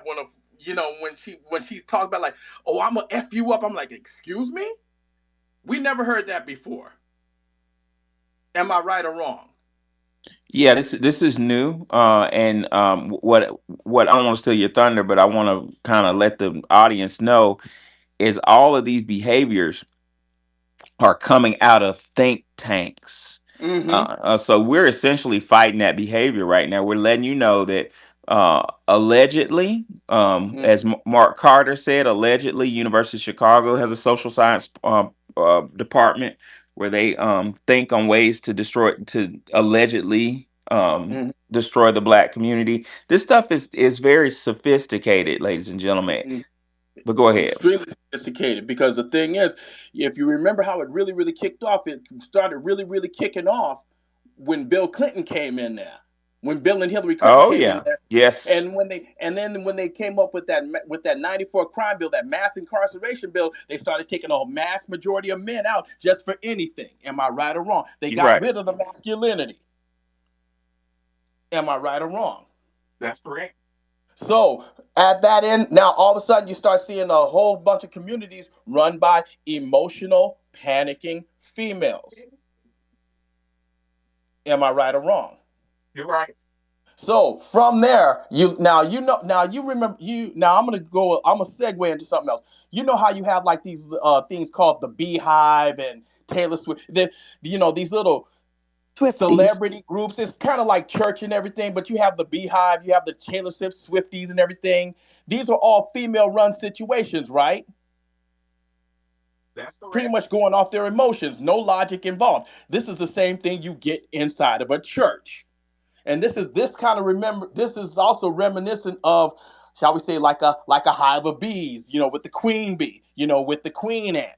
It's like you have a supreme authoritarianism dealing with emotion. But see, here's the main thing that's all. When you get rid of masculinity, we fight back. We think for ourselves. You just can't group think us. Am I right or wrong? That's correct. You can't group see, and when you have a female led society, or shall we say toxic femininity, when you have a female led society, you have a bunch of drones. You're dealing with opinions, you're dealing with groupthink, you're dealing with hysteria, and that's a very, very dangerous situation. But the one thing is like the upper 1% controls everybody. And guess what? Nobody else is going. This is how you can have a pimp with a bunch of hoes. Am I correct? That's right. Um, So the thing is, it's like what they're doing is they're saying, okay, let's turn everybody like sexually, gender wise confused. Let's get everybody confused. Let's get everybody. And so if you see, when you have no protection to the society, anything can happen. All things go. Am I right or wrong? that's correct, Xavier. The thing to keep in mind is that we need to simplify stuff and just go to Exactly. simplicity. Simplicity. Because A it's ba- not complicated. it's not a battery has a positive and a negative side. Those two Exactly. those two sides together create a spark, right? Mm-hmm. That's the way the design of nature was for men and women. Mm-hmm. Um, Masculinity balances out femininity. Exactly. Femininity without masculinity is Is insanity. yeah, they're not good without. But the point is, we're being intentionally separated by an outside force. And one of my callings, one of my jobs, is to make everyone aware that Mm-hmm. it's not us. We're not doing this. I'm a social scientist, Mm-hmm. and in social science, you can put condition. This shit is deep. You can create. Yeah, it is. You can create conditions to Mm-hmm. where people go against their nature. Yep. The condition of the black man and black woman in America was studied. If y'all want to know who perfected it, it was an evil motherfucker named Dr. B.F. Skinner. Skinner, Oh, was that Sigmund Freud's nephew, the one that came up with PR? No, I don't think he was Oh, rated to float. my apologies. I'll tell you no, who. Go ahead, Juan. that was the other guy. We spoke about him a couple of days. Edward Bernays or something like Oh that. yeah, that's it. I'm sorry. I Hmm. apologize. Anyway, finish No, your thought. no My bad. problem. No, you're good. B.F. Skinner. See, every time we start coming together, like the system looks for ways to tear us apart. During the civil rights Mm-hmm. movement, we're starting to come together. And B.F. Skinner, I think B.F. Skinner was out of University of Chicago. Somebody fact check me on Mm-hmm. that. But B.F. Skinner created the idea of what do you call his theory? Doggone, I forgot his theory. The Skinner box. So basically, yeah, the rat. Okay. So B.F. Skinner studied nature, and he saw that rats, and we give rats a whole bunch of shit, but in nature, Oh, I saw. fucking rats will Yeah, the with the big. share. Like if Mm-hmm. a rat is starved, another rat will share his food or her food. Also, Mm-hmm. rats. More important, you they'll go ahead. they'll eat each other. They'll eat another rat too. I've seen a video in a New York subway Yeah, I where a think that's the rat experiment. But what? they'll eat. Yeah, that's right, Nikki. But my question is, what were the conditions? And that's the key. That's what Mm-hmm. Skinner figured out. He figured out on what psychologists call the big E, the environment. And what Mm-hmm. well, Skinner wanted to find a way to break the male up rat up from the female. And what Mm-hmm. he discovered, he studied the female rat. What does the female rat need? What does she require of the male before she lets him, let him smash? And Mm-hmm. what they learned was the female rat first. The male rat has to have somewhere for her to stay. You got to have a place Okay. to stay. Then she checks him out to make sure there's no genetic defects. After that, she'll let him create some pups or whatever you call baby rats. But what Skinner figured out is he needs the system in order to keep the make the female not want to mate with the male, you need to take away his ability to provide. So Whoa, hell yeah. And the whoa. worst part about it, Skinner also realized that rats work as a community. So Skinner figured out the way to make rats hate each other is to stack them right on top of each other, create close Whoa. proximity, and you can control their behavior by adding a negative a consequence or giving a reward. So you need to be in charge of your systems of consequences and rewards. And through giving rats food or at some point cocaine, he could get the Hmm. rats to do whatever desired behavior he wanted. His study was immediately taken by the government and implemented in the project. The first two projects, I forget the Hmm. name of the first project, but it was here in Atlanta, Georgia. But the Hmm. second one is Cabrini Green in Chicago. I know Wow. Cabrini because I had an auntie that What lived in. about Chicago? What about Chicago? Constantly. Yeah, Okay. well, this is the thing. What about Chicago? This is what Chicago that That's X has okay. really brought to my attention. Chicago has black neighborhoods and black jurisdictions that are controlled by black people. Hmm. Chicago isn't so violent. It's just black people there are hip to game, so it's a target. But long story Well, short, go- that's what the white supremacists always keep trying to say. What about Chicago? What about Chicago? And I'm like, oh, so in other words, they just told on themselves. yeah, yeah, they're telling you what's important. But I Mhm. appreciate your contribution. We're gonna go ahead and go. Oh, Thank you. you want to land right quick? I don't know if you Yes, want. no, Called I'm done, man. Thank you very much. I appreciate y'all. Yes, sir, brother. We're gonna go ahead and go to. I think John Tech. Horse was next. It's called Techwood Homes. That was the first project in Atlanta. What was it called, bro? Techwood Homes. Techwood Homes. That's it. I don't know why I can't remember that. You got to remember that that's where they were sitting there snatching all the babies from. The first kids that got snatched out of the child Atlanta murders. Oh wow. That's crazy. We're gonna talk about that. Remind me in a minute, Mickey. Thank you, But Mickey. John Horse has been waiting. Go ahead, John. Yo, what's good, everybody? How y'all Hey, doing? brother. Doing well, man. How you doing? I'm good, bro. I'm over here relaxing. I had martial arts training earlier. I was being toxic, as you know, the toxic being toxic. Having to learn, defense and all that. That's what the powers that shouldn't be hate. They don't like men. The powers that shouldn't be hate men with a passion. This nation, the people who own and control everything, they don't like men. They hate men. And a lot of people probably try to figure out, like, well, why? Like, what's the issue about men? What is it about the men that they have a hatred towards? It's because men are solution based. We're solution based creatures. Like, you know what I'm saying? So the thing is, the people who own and control everything, as we see everything going on right now, they've been a problem for a very long time. And men in any situation under oppression are the only group of people, the only group, yes, you have women that are exceptions to it, are the only ones who actually lead in armed rebellions. And, I mean, you just look at the writing on the wall, everything that we're dealing with right now in the United States. I always say this: if there's any group of men in the United States that deserve to have something like that, we already know who deserved, to rise up. So that's what it is. That's why they attack us the way that they do. This goes all the way back to Rome. They learned this during Rome. This goes back thousands and thousands and thousands of years. You study and learn the history of Hannibal. And I learned this is the reason why they attack our children, attack black boys and everything like that. Why the specific reason why they attack children. If you do your research on Hannibal, his father was a general and everything like that, and he was fighting against the Roman legion and everything. But as a little boy, Hannibal, the story is Hannibal literally actually took an oath to destroy the Roman Empire. This little 9, 8, 9, 10-year-old little boy said, "I'll do everything in my might, by everything, fire, whatever it takes to knock Rome over." And what did he do? He did just that. And they understand that about our kids too. They understand. They remember, you know what I'm saying? That's the reason why they attack our children. That's the reason why white supremacy attacks the children the way that it does. They're not really afraid of us like that.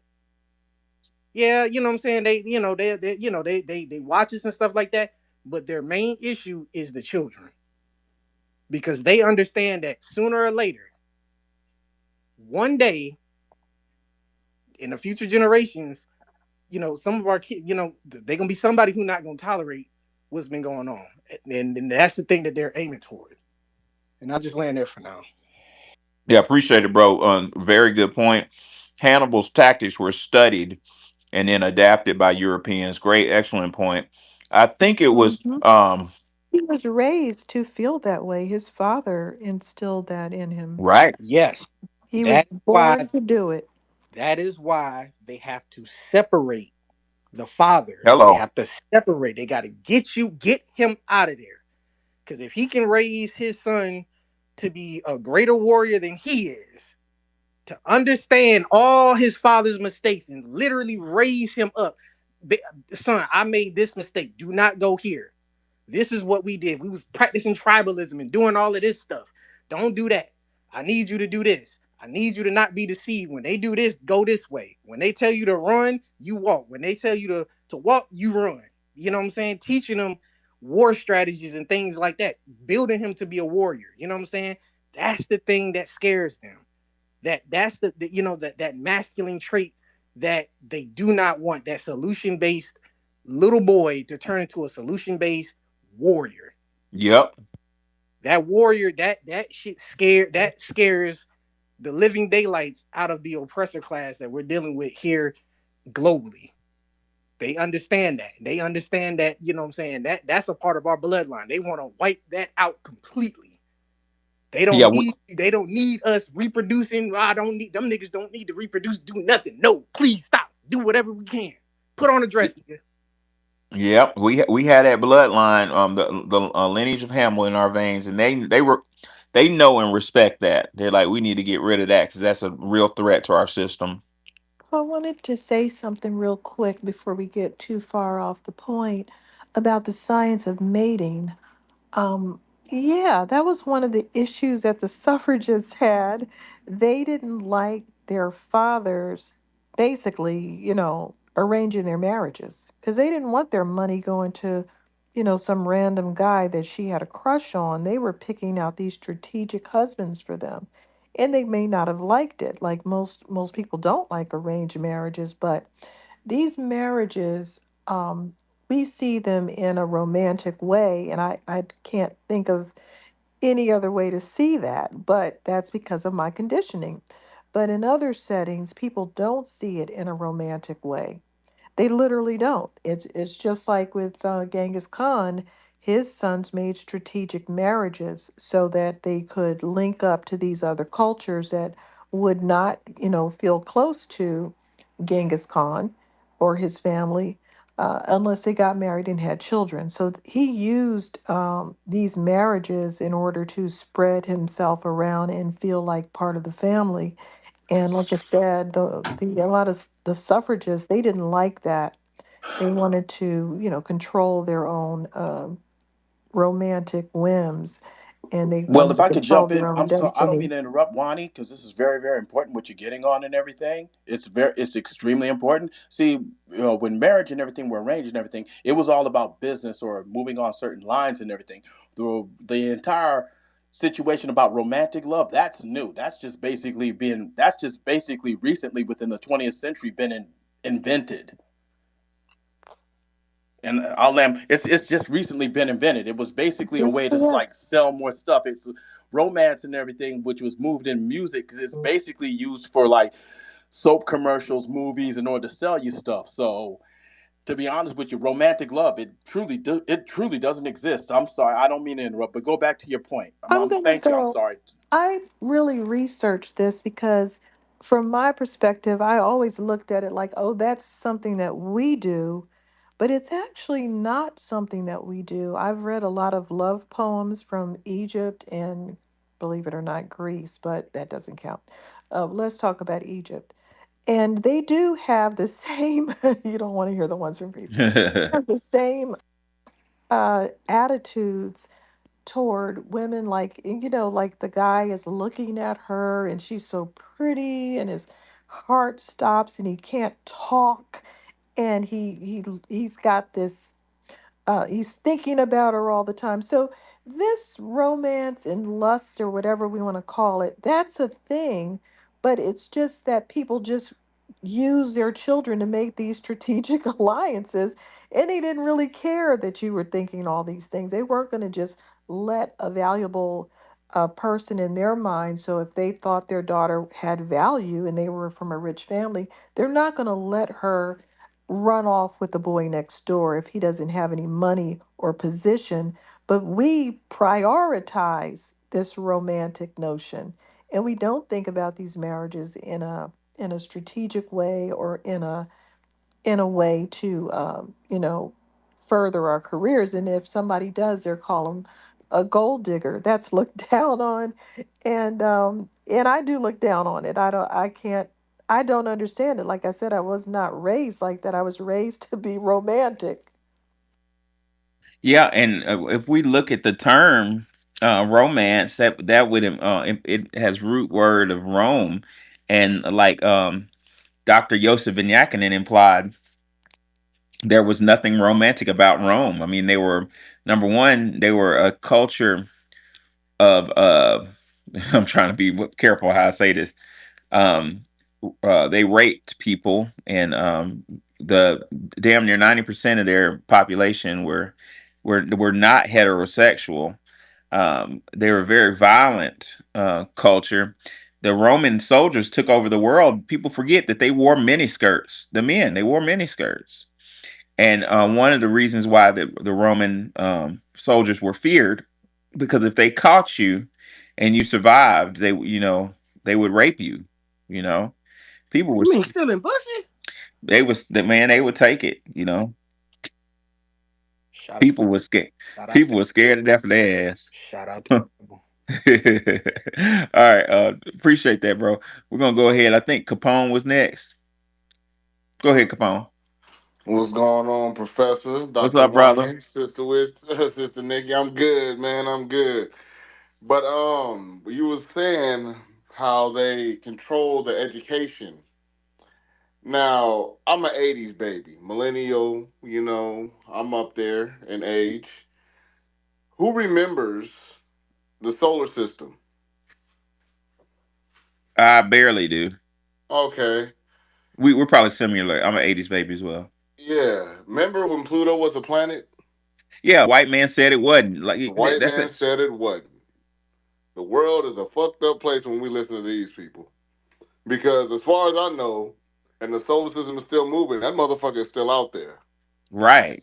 So I don't know why it's not a planet, but we got 38,000 moons, and now they plan on going fishing on Neptune and shit. Wow. The shit is crazy. You can't listen to these people. And as far as toxic masculinity, I laugh at the term every time I hear it because there is nothing toxic about a man being masculine because that energy will be needed if a war does decide to break out when these white folks go crazy because we are dealing with people we cannot negotiate with. Fact. You know, they come after soft targets.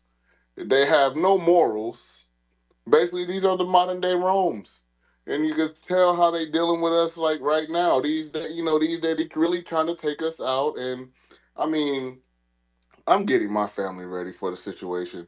But I tell them, like my mom told me, she sent us to school for a social experiment. We were always educated at home. We already knew who we were before we went out to these white folks. So we got to get that back installed in our children as well. And then, as far as, black American being delusional? I mean, of course not. There are some still lost in the world, but the Lord came to divide, and not everybody can go to the top with us. And I land on that: love, peace, reparations, delineations, and deportations. Yeah, appreciate it, bro. It's very true. We are dealing with a situation where you cannot negotiate with these people. These people um, have showed their hand, and to quote Dr. Sharzad Ali, there's no evidence that Europeans have ever got along with anybody in the world. So why are they telling us how to Have y'all thought about that? Why are we A learning from your psyops. It's a psyops first. Remember, they always be nice once, and once you realize the bullshit, they get violent. right? Neely Fuller talked about that. But what I'm Yep. saying is, how do they get to dictate your social situation and tell you what's morally acceptable and not? If you look back at the history's critical, ladies and gentlemen. I want y'all to name one place, one group of people on planet Earth that Europeans have got along with in perfect harmony. Europeans don't even get along with the damn environment. The first thing they do when they move somewhere is cut the trees down and fucking blow up the mountains and shit. But they gonna Oh my tell you how God, to be that's a a burn. That's embarrassing for y'all, white people. real talk, man. No They disrespect. can't even be Mhm. outside in 80-degree weather for too long. The Earth hate them. They can't get along with anybody. I mean, they go to these remote places and start bothering people. Why do you want to be up here chasing reindeer? Don't you want to go to the city and learn how to like get out of here? They're at odds with everybody. They don't like the way anyone lives, and they don't enjoy their lives. Look at them. They're miserable. I need another briefcase because my briefcase of 20 years now is starting to rip and I don't want to see it go. So I just went to, I got, and I really I got a bomb ass $600 briefcase for just on the low. Like it was a lady at Macy's that just was like kept marking it down from $680. I ended up paying like $100 for it. I love it. Well, anyway, it was some black ladies at Macy's, and old sister was hooking me up, and we got to chatting about the system of white supremacy. What else would I be talking about, right? And this white male employee walked up to the counter and just invited his goddamn self to our conversation, and I stepped to the side and told her to come over and start talking. He walked over there too, and I looked at him and I was like, "Man, what the hell?"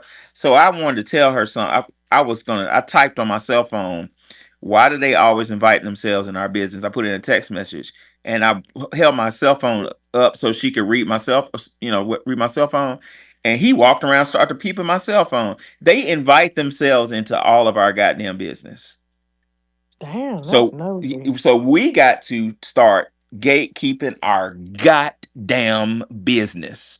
That's what they're afraid of, because that's really And the they next even step. watch us while we go in the bathroom. They'll peek at you in the stalls while you're in the What? stalls in the public bathroom. They get on my goddamn nerves. Oh, they looking for This a is case. They triggering. was just trying to get a case Yeah, on somebody. this is triggering and make you just want to just be gross, but they are just they get on my damn nerves. They watch everything we do. I asked him like, yeah, I need some help. You want to come help? Shit, I'm working with a monster here. You want to help me? Shit, come help. Yeah, Sometimes you just gotta be that way to these, and they might like it, but then you gotta say, "No, I'm just playing." But if they get into it, like you gotta let them know, Sister Nikki. These motherfuckers is crazy. You know how many times I didn't caught white people, white women peeking in the damn stalls in public bathroom. They need to see wow, what you're doing in there. that's They need to crazy. see yeah, they need to be watching you at all times. You better watch where you rent from in some of these states because you don't even know if they're recording you. This is pissing me off. Let me go back on mic. I'm gonna go on mute. I'm getting triggered. I wonder, Nikki, if that's like their Hey, that's a unconscious. lawsuit for real. They catch the camera. Oh yeah, I got Yeah, salt. it depends on yeah. Go ahead. Go ahead. I apologize. No, I apologize for you good, interrupting. Nikki. All I was gonna say is, I wonder, is that nosiness towards us like guilt, like they're afraid that we're gonna like finally just turn on them or something. I don't know, because the nosiness is unnatural. They think Yeah, of it but as the when old they keep Yeller it up, effect, Professor. It's the old Yeller effect. One day the dog rabies gonna kick in, and we gonna get on their ass. Some, yeah. yeah, but what they're doing is they're pinning people against the wall. You got really introverted people like me. I don't like people in my space in my business. People like me, you keep pushing me against the wall, I'm And gonna you come got a back to you. problem. Yep. Yeah, Right. leave me Wow. the hell alone. We're gonna go to I don't know if you've ever been up before, but BJB85LA. Hey, what's good with y'all? How y'all doing? What's what's going on? I'm feeling terrific today. I got a chance to slap the shit out of a fucking racist at a rally earlier today, so What Definitely rally did feeling you good. attend? What So state are you in? What? I'm in Los Angeles. Oh, so you went to Oh, So that one cool. that's in there. Okay. So Right tell me on, about brother. yeah, Right yeah, on. yeah. More power to you. tell me from So the we had beginning some. to the go from the So we beginning to had the some. end. So we had some MAGA dudes tried to come in. I work for the California Black Power Network, and we had some MAGA dudes come in and try to infiltrate, our rally and disrupt things. And so, I told the dude like, hey, he was like passing out flyers for Trump, and I'm like, I'm a nonpartisan dude. So I'm like, I'm not tripping off the fact that you passing out flyers, but I'm like, yo, bro, you gotta, you not if you're not with our crowd, you know what I'm saying, you gotta back up a little bit. So dude just takes probably about 100 flyers and just fling them in my face. And so my reaction was just to slap the shit out of him, which I did, and I just walked him on to the back of the to the back where everyone was at, where the police was waiting and following us and shit. It was like, hey, get your boy before he get fucked up. And I had to do it because I had a whole lot of young black men, young black ladies with me. I'm a youth organizer, and so I definitely wanted to share that. But I just wanted to tap in on the masculinity part. Masculinity is something, I'm not going to say it's missing in the black community, but just keeping it real, um, a lot of black men are missing in homes with children for different reasons, different issues. But one of the things that and most of the youth I work with is between the ages of 16 and 24. So one of the things I've learned when I'm dealing with a lot of these young black men is that when I like be firm and challenge them, sometimes they become hostile. Sometimes they try to, they even become violent sometimes. You know what I mean? Or, in a threatening manner or whatever the case may be, because they're not used to a black man challenging them to be better with themselves. And so a lot of times I kind of go back to the source to be like, okay, try to see like where they coming from, what's their background, or what the situation is. And a lot of them lack that masculinity within the home. So then when they encounter it, they become hostile because they're not used to it. And I think that that's what's missing in a lot of the black families and a lot of the young black males' life. And so I don't believe in the toxic masculinity bullshit, because I think that's something that's projected on us from Europeans, because they do have toxic masculinity from Europeans. You know what I mean? And then they project that on black men as if we're the ones that's toxic. So I just wanted to share that. Yeah, and Hey, That's who was that good. speaking? Because I didn't see who it was. I wanted to follow that brother. Who was that speaking? BJ, BJ, BJ Oh, H. right, right BJ, on, brother. Right on. And it's not And toxic that guy, masculinity. It's a defense mechanism. no, Yeah. it's just masculinity, and they just wanted to try to make men act gay. And they're going to call regular masculinity toxic, just like they call women turf and cis and anything to just force you to do things their way with words, using words as weapons, of course. Yeah, so that there's no toxic masculinity. There's people that break the law because they go overboard, but the typical man is just masculine, and some LGBTQ people can't handle it. Every time we dig under the surface of who's saying these things, it turns out to be a weirdo. But even the guy who said it, he said he rejects that term because it's been used. That whole school of thought, they said that they reject that term because it was used to be racist. They admit that it had been used after he created it for some other uses to redefine white men. It was used as a weapon against black men to say you guys are too masculine, which is what wow. they never want you to be, because guess what? Francis Cress Welsing. It They're would scared of your masculinity, so they'll do anything to suppress it. And Wani, that was synchronicity, because while you were saying that, I'm looking at the ISIS paper, Dr. Welsing's the ISIS papers, page 83 at the bottom. Dr. Welsing says, quote, During the past 400 years, black men in the U.S. have been forced into passive and cooperative submission to white men. She says, listen up. The major strategy has been the installation of overwhelming fear. Specific tactics range from actual physical castration and lynching to other overt and more subtle forms of abuse, violence, and cruelty. We shall not be ashamed to recognize these tactics used to oppress our black men. It is the truth. It is reality. Unfortunately, this is the meaning of black oppression. All black people are oppressed. I emphasize here that black men are oppressed because ultimately it is a male muscle mass that oppresses a people, and only male muscle mass has the potential for achieving liberation.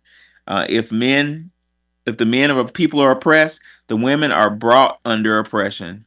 They are dependent on their men for protection and defense. Women do not have the muscle mass to liberate people and protect the young. Women develop the young, but their men must provide protection and the security apparatus. Our families under attack, black men and black women. Um, Part of their attack is to offer you trinkets while they destroy us. It's an informal contract. I'll give you this job. I'll give you this medical school acceptance letter. I'll let you become a prosecutor. Just don't say anything. When you become a prosecutor, help me prosecute black men. It's time out for that social contract because if we keep playing around with this, we are playing with genocide. Black Truth, you wanted to go ahead and add something right quick, and then we'll go to Freeman.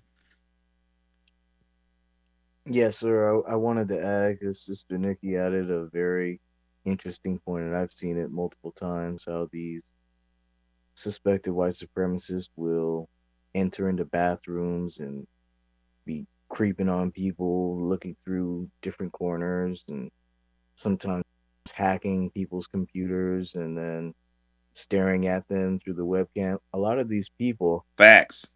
can't comprehend the fact that we don't react to things the way they do. They can't comprehend that we're not sick, violent, sexually degenerate individuals like they are. So they're wondering, hey, this person's in the bathroom. Why aren't they doing this and that, in the stall and sexually degenerate stuff in the stall like I do? They're obsessed with us. They're constantly stalking us, constantly imagining mischief against us, and we do have to be watchful for anyone who's doing these kind of things because that's kind of a passive way of them expressing what's in their heart. Eventually that will turn into physical things. So like people who put I heard a story, it was very sickening. This white and suspected white supremacist put a camera in his own daughter's shower. He replaced like one of the lights or something in the bathroom and replaced the light with a camera and was staring at his own damn daughter taking a shower. It was absolutely sickening. But these individuals we have to be aware of. They are doing this as almost like a precursor. Someone mentioned as well that when they can't deceive us, they first try to deceive us. They first try to lie and try to, make us believe that what we're seeing is not what we're seeing. But then when they can't, they immediately jump to violence. So again, we got to be prepared and we got to be watchful and mindful of our community, and the men are needed with our full masculinity intact in order to combat all of the weirdos, freaks, and degenerates that are preying upon our community. And with that, I'll land. With that point being made, I understand that they are weirdos and freaks, and a lot of it is weirdos too. A lot of them are studying us. A lot of Right. times it's not just sexual. They are studying us. They need to know how we move. They study us like they study animals. So, we need to be studying them too. I don't agree with watching people in the bathroom. There's other ways to study how they move. But you got to watch your enemy. You'll keep your friends closer, but keep your enemies closer. Shakespeare. We're gonna go to Mr. Freedom and then Black, the Black Receipt, and then Robbie. Go ahead, Mr. Freedom 96. How you doing, Hey, everybody? brother, what's up? Man, you be coming up with the great subjects, getting everybody to just share some wonderful stories. This has been so great. Thank you. Thank you, Sister Wani and Sister Nikki as well. I wanted to share a family story real quick. And I got it from listening to you, Professor, and the Sister Welsing, when she was talking about making sure her children uh, got married and kept it in the family. Um, with my brother, he's I have a family story relative to that I hope some people would um, understand how serious that is. Uh, One day I was working, I was building some homes, and my brother called me, and he was crying on the phone. I didn't, it's not like him. It's not I never know him to, shed tears like that. But I stopped what I was doing and I talked to him, and he told me that his wife had committed suicide. So obviously that just stopped everything, and I just needed to take a break. So of course, I'm listening to him to find out what happened. And basically, he had, because of the music industry, he went to Paris, France, and he ended up meeting his wife in a bar there, and for whatever reason he he went after white women, or maybe they went after him, because sometimes it's like that. Sometimes they do aggressively go after our young people, and but she wasn't just any old white person. Okay, he ended up finding out that she was a part of this aristocratic family there when they started getting more serious. And when he was invited over to their, I mean, they had a chateau, like they did. It wasn't just like a mansion you would see here. This was like old money. He ended up finding out that this, our father was a part of one of the first computer companies in Europe. So they had money like he never seen before. Like these people had Rembrandts up on the wall, like tens of millions of dollar paintings and stuff like that. He said when he was getting to know her, and he's telling me all of this, right? We're on the phone talking. When he was getting to know her, like their family was so rich that she could just go to any store, and literally she was a kleptomaniac. She would just steal something out the store and nobody would call the cops because they knew what family she belonged to. And the surname was Lucien. Okay, so the reason I'm telling you this is because the interesting part, and the reason why he called me um, when that happened, and I'm not sure if I was the first person, but it felt like I was the first person he called, is because his mother, my mother, told him not, not to mess with those people. You know what I mean? And he didn't listen. He knew better. And when he went to ask for her hand in marriage, he told me he was brought up to a room, and when he walked in, all the lights were out, and it was lit by candlelight. So this guy, this Lucian, um, he also said he was high up in very high up in masonry, and he said that he had a contract there, and he said, if I'm going to allow you to marry my daughter, uh, you're going to have to sign this contract, and I'm going to basically penetrate you anally.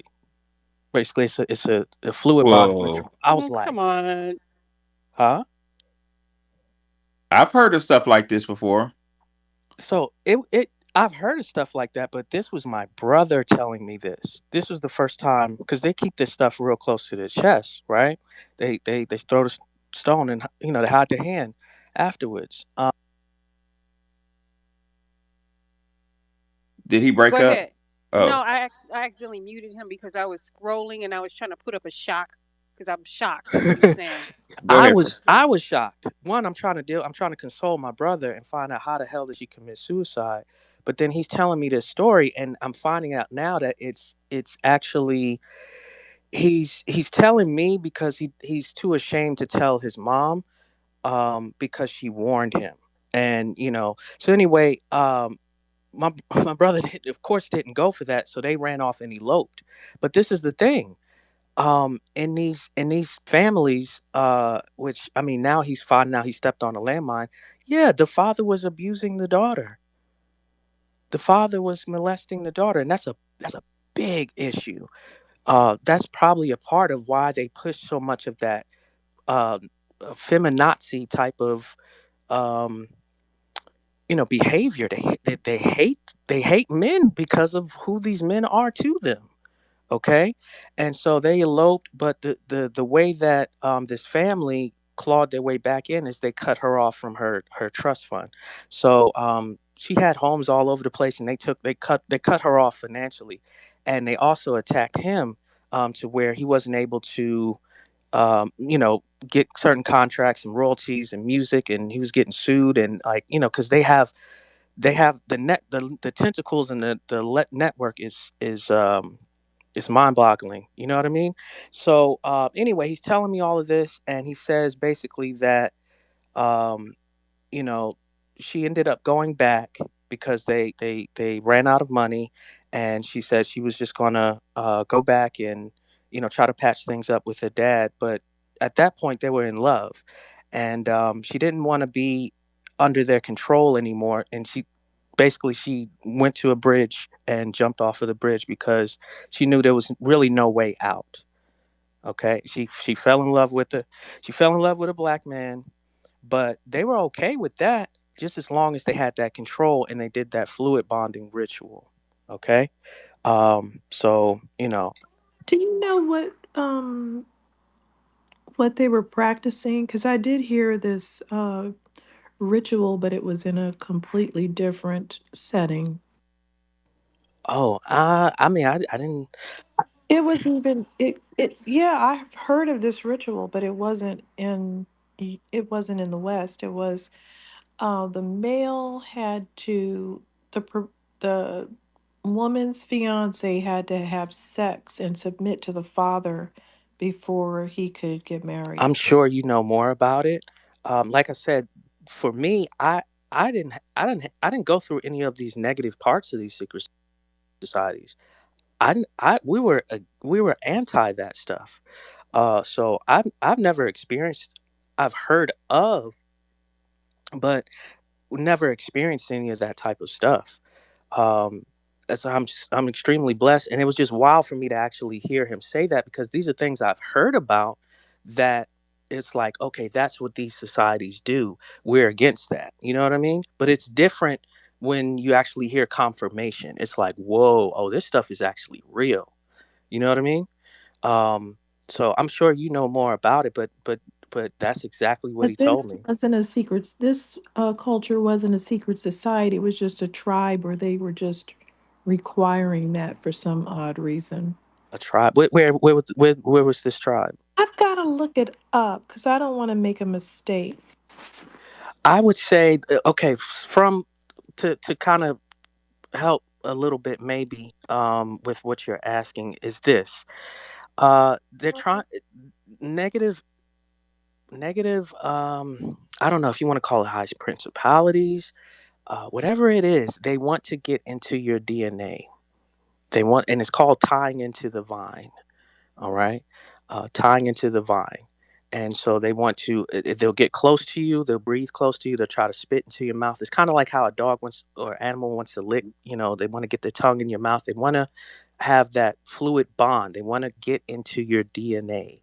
um, and one of those things, when we talk about being submissive, for whatever reason, it's through the coccyx, it's through the lower chakras, through the where you're not logical, you're emotional. It's going through those portals, and it's inverse of nature. So I mean, that's an exit, and they're going, entering. It's everything about it is, um, what would you call it?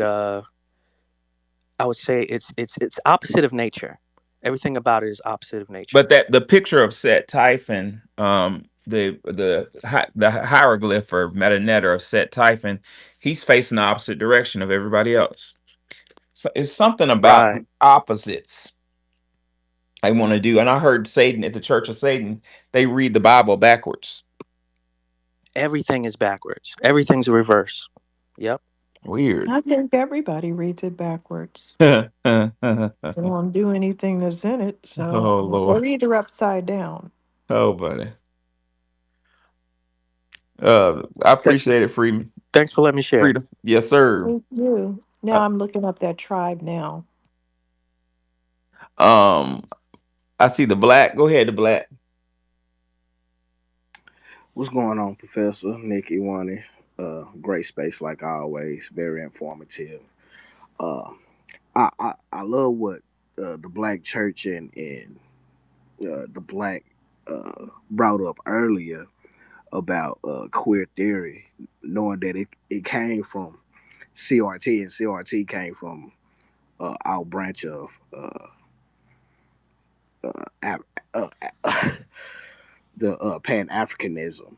So it just proves that these different type of ideologies that has branched out from each other over time has really tried to infiltrate just the black family and destroy it, and added to what our Tokyo brother had said about marriage.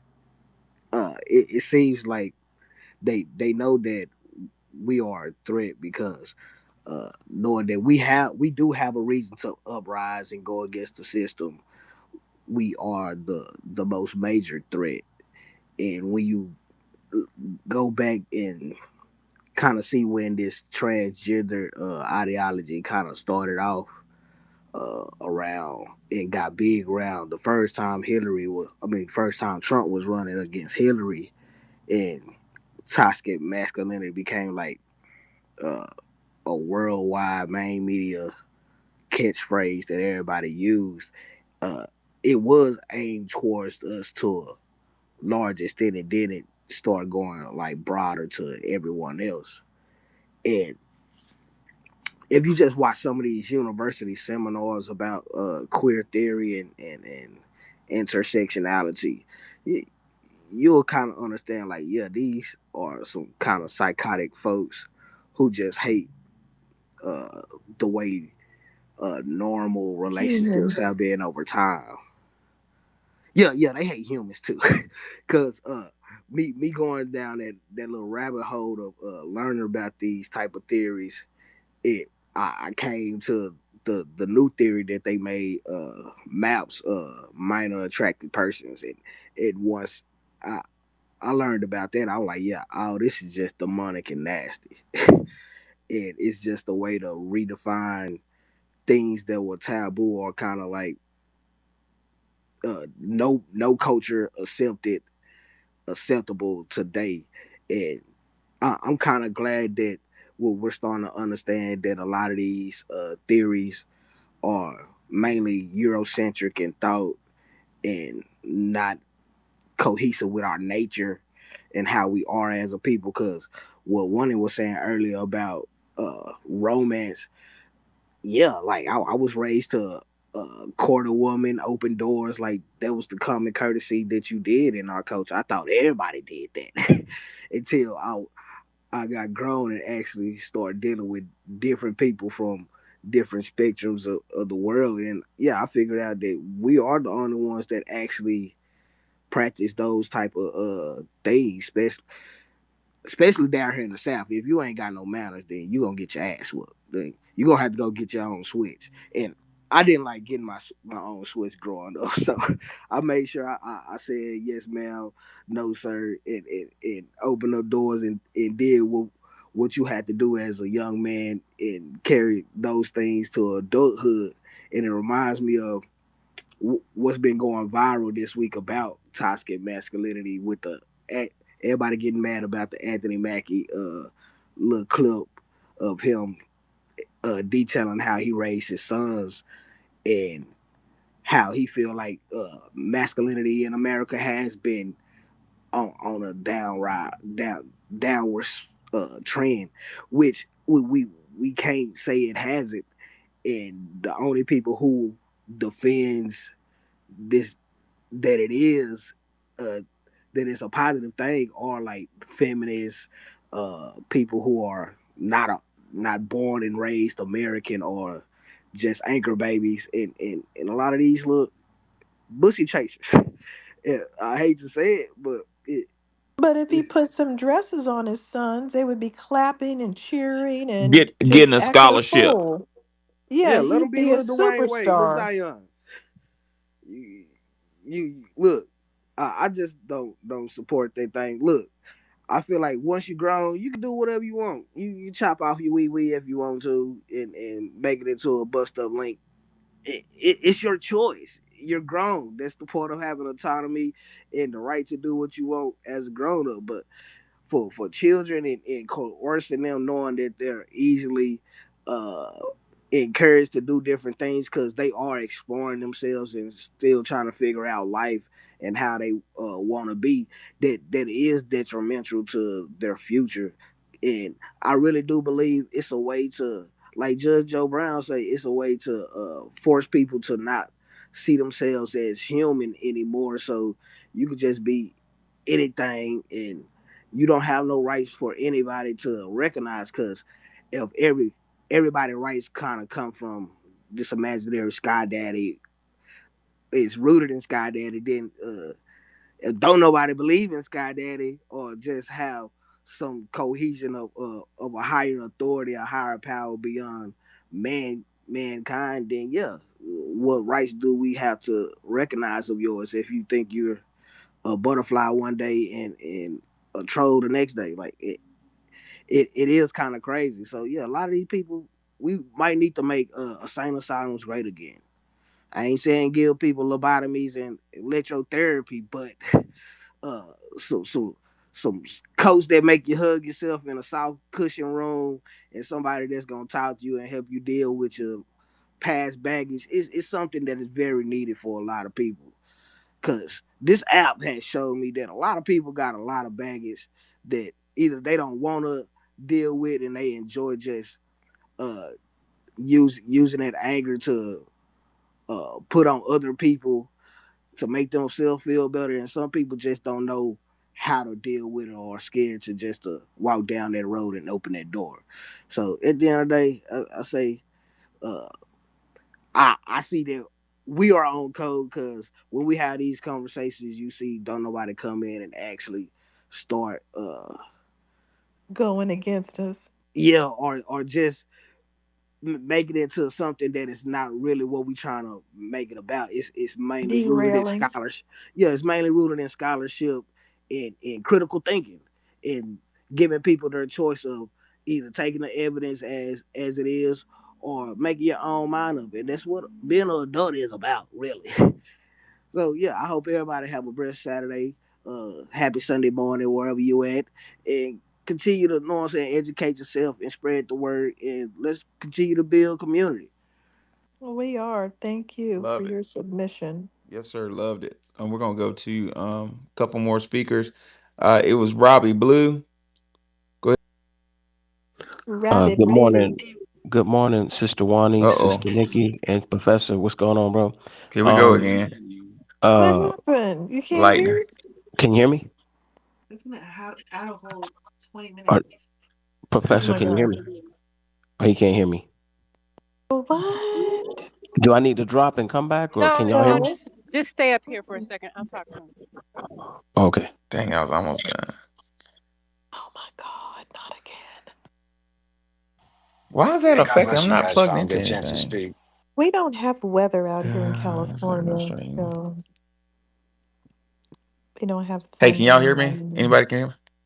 Yep. Oh, Yeah, I can okay. hear you. I can't hear y'all. So, Oh, Is Wani, there a go ahead and take the storm con going on? because lightning just struck. I can't hear y'all, so I'm gonna go on mute. I Oh, we figured okay. it could, Go was we a ahead, could. storm. Robbie. Okay. You So wanna? who's next? It's Robbie Blue. Go ahead, Yeah, Robbie. yeah, yeah. I was just gonna piggyback on a little bit of what the Black Receipt was saying, just as a metaphor to use. I feel like, and to piggyback on what Nikki was saying about being studied. I just think like all of that makes sense when you think about it in the broad sense. And to me, it reminds me of like a zoo or an insane asylum. Like when they have somebody, even like me, somebody I've dealt with like mental health and stuff like that in the past, and there was something I witnessed when I was in the military that some veterans used to call the Thorazine shuffle. And like, let's say if there was, I don't know if they still use Thorazine, but let's just say if you had somebody who was like really emotionally triggered, or they were really big and massive, and maybe the orderlies felt like they couldn't deal with that person, they'll have a shield or something in between them. But the goal was to hit them with Thorazine so that they'll be sluggish. And I just think that we're not delusional, but they want to see if they have us in a slumber. And when we get on code, and when we check receipts, and when we just do our research, do all the things that we're doing, and exchanging information that's mind blowing, it's like the truth just sobers us up. So we have a tolerance to the tranquilizing effect of the things they've done. I think integration was a tranquilizer in the sense that they gave us the illusion that racism, white supremacy was at absolute zero. The way they do revisionist history, even to the degree that we celebrate icons and black people that are successful. At least, correction, black people that they handpick and they try to show us have been successful. Because to be honest, it wasn't until a couple of years ago, really last year, that I really started understanding the wealth gap, and just the fact that you had so many people in the DNC and so many white people that were parading around all this progress. And I say, wow, man, you guys are really comfortable with us suffering. You guys are really comfortable with there being a maldistribution of wealth. So it's like, why is, you know, how can you have these zookeepers be comfortable with a lion when they're changing their tooth or putting them a bandage because they have them tranquilized? They can take an elephant out of their environment.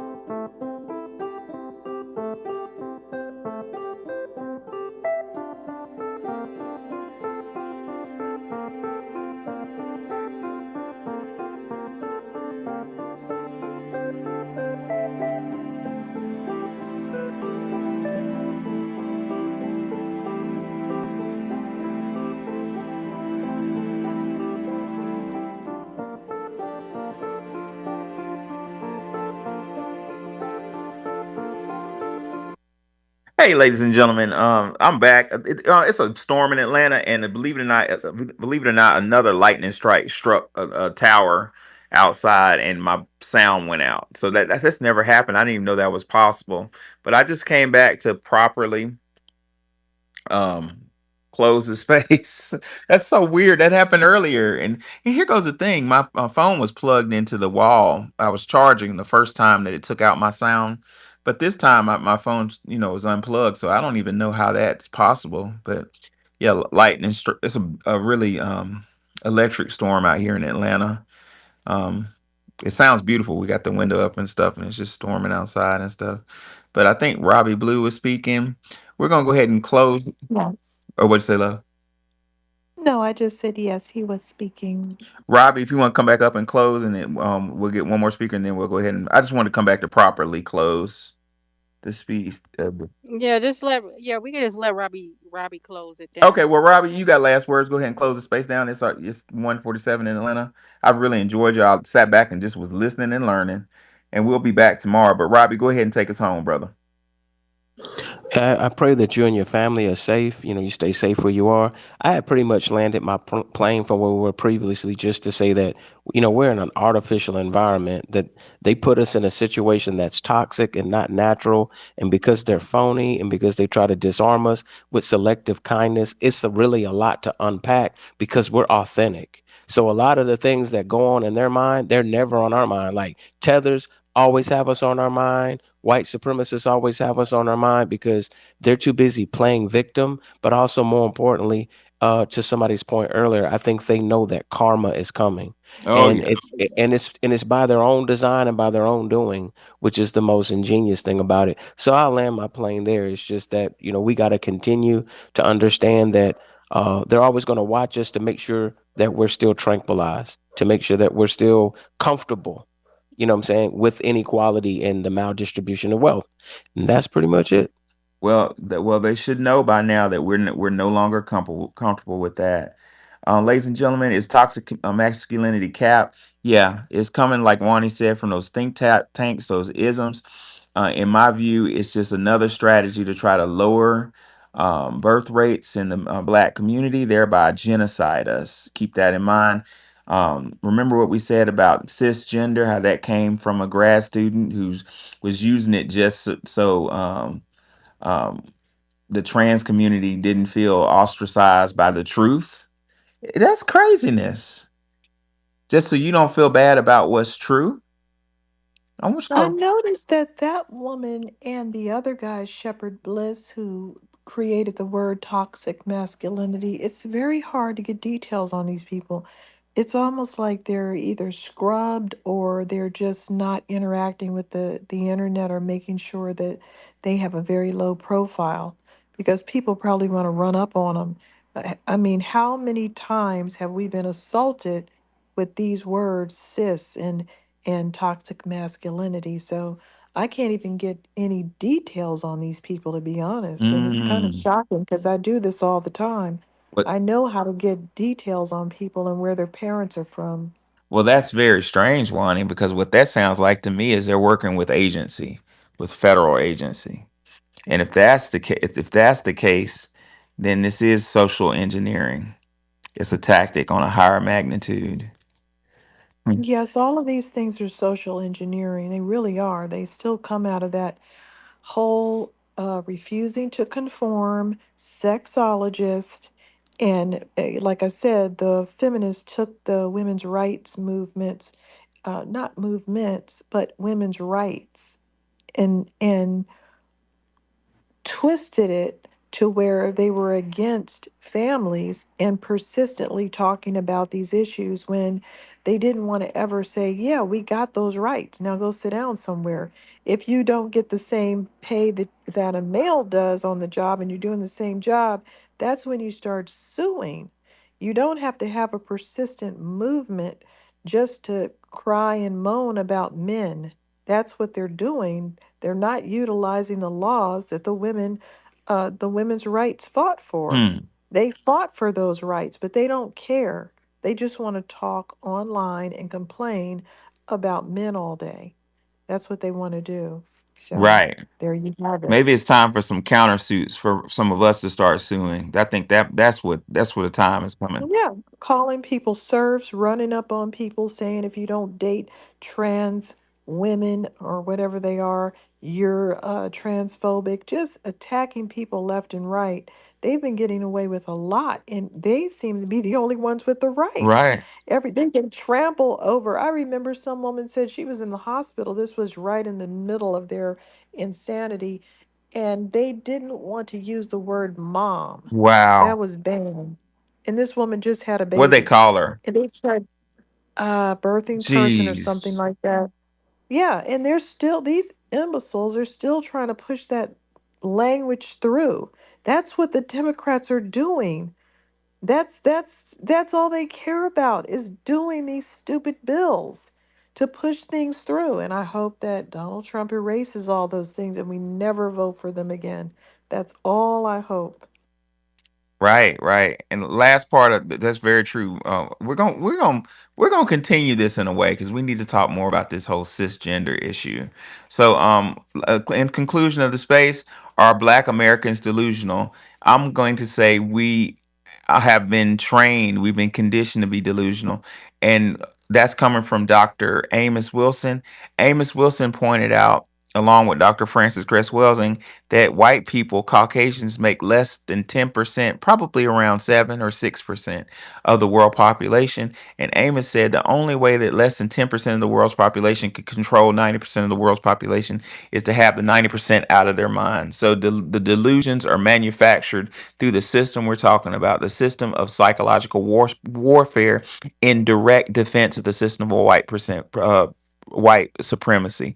What I want everybody to think about, and before you go to bed, is in what ways psychologically is that television, that internet, the books you read, or the education your children get attacking their self-esteem and making them think that European ideology is the way to go, because we're being attacked by of all from all vectors with psychological warfare to warp our mind. Dr. Claude Anderson called it upside down glasses. He said the black man and woman got on upside down glasses to where we see things backwards. We see that we need to help immigrants and help outsiders before we help our own fucking children.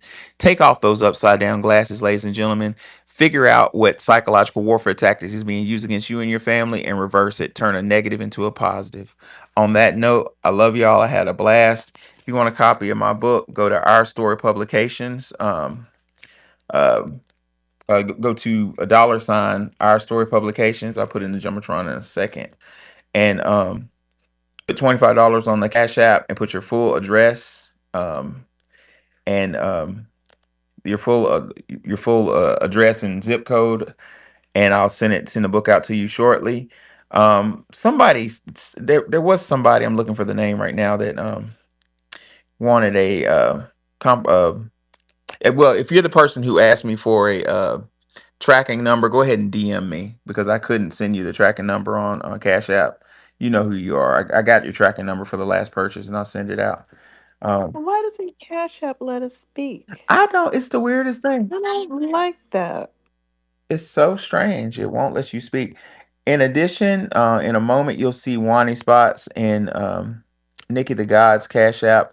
Show them love. I'm putting mine in the Jumbotron right now. And Wani Spots and Nikki the God are coming up right behind me. Bam. That's mine. And let me find Wani Spots. And on that note, we're going to continue this section on psychological warfare, because the more I study, the more I see that's the vector of attack on Black Americans is psychological warfare.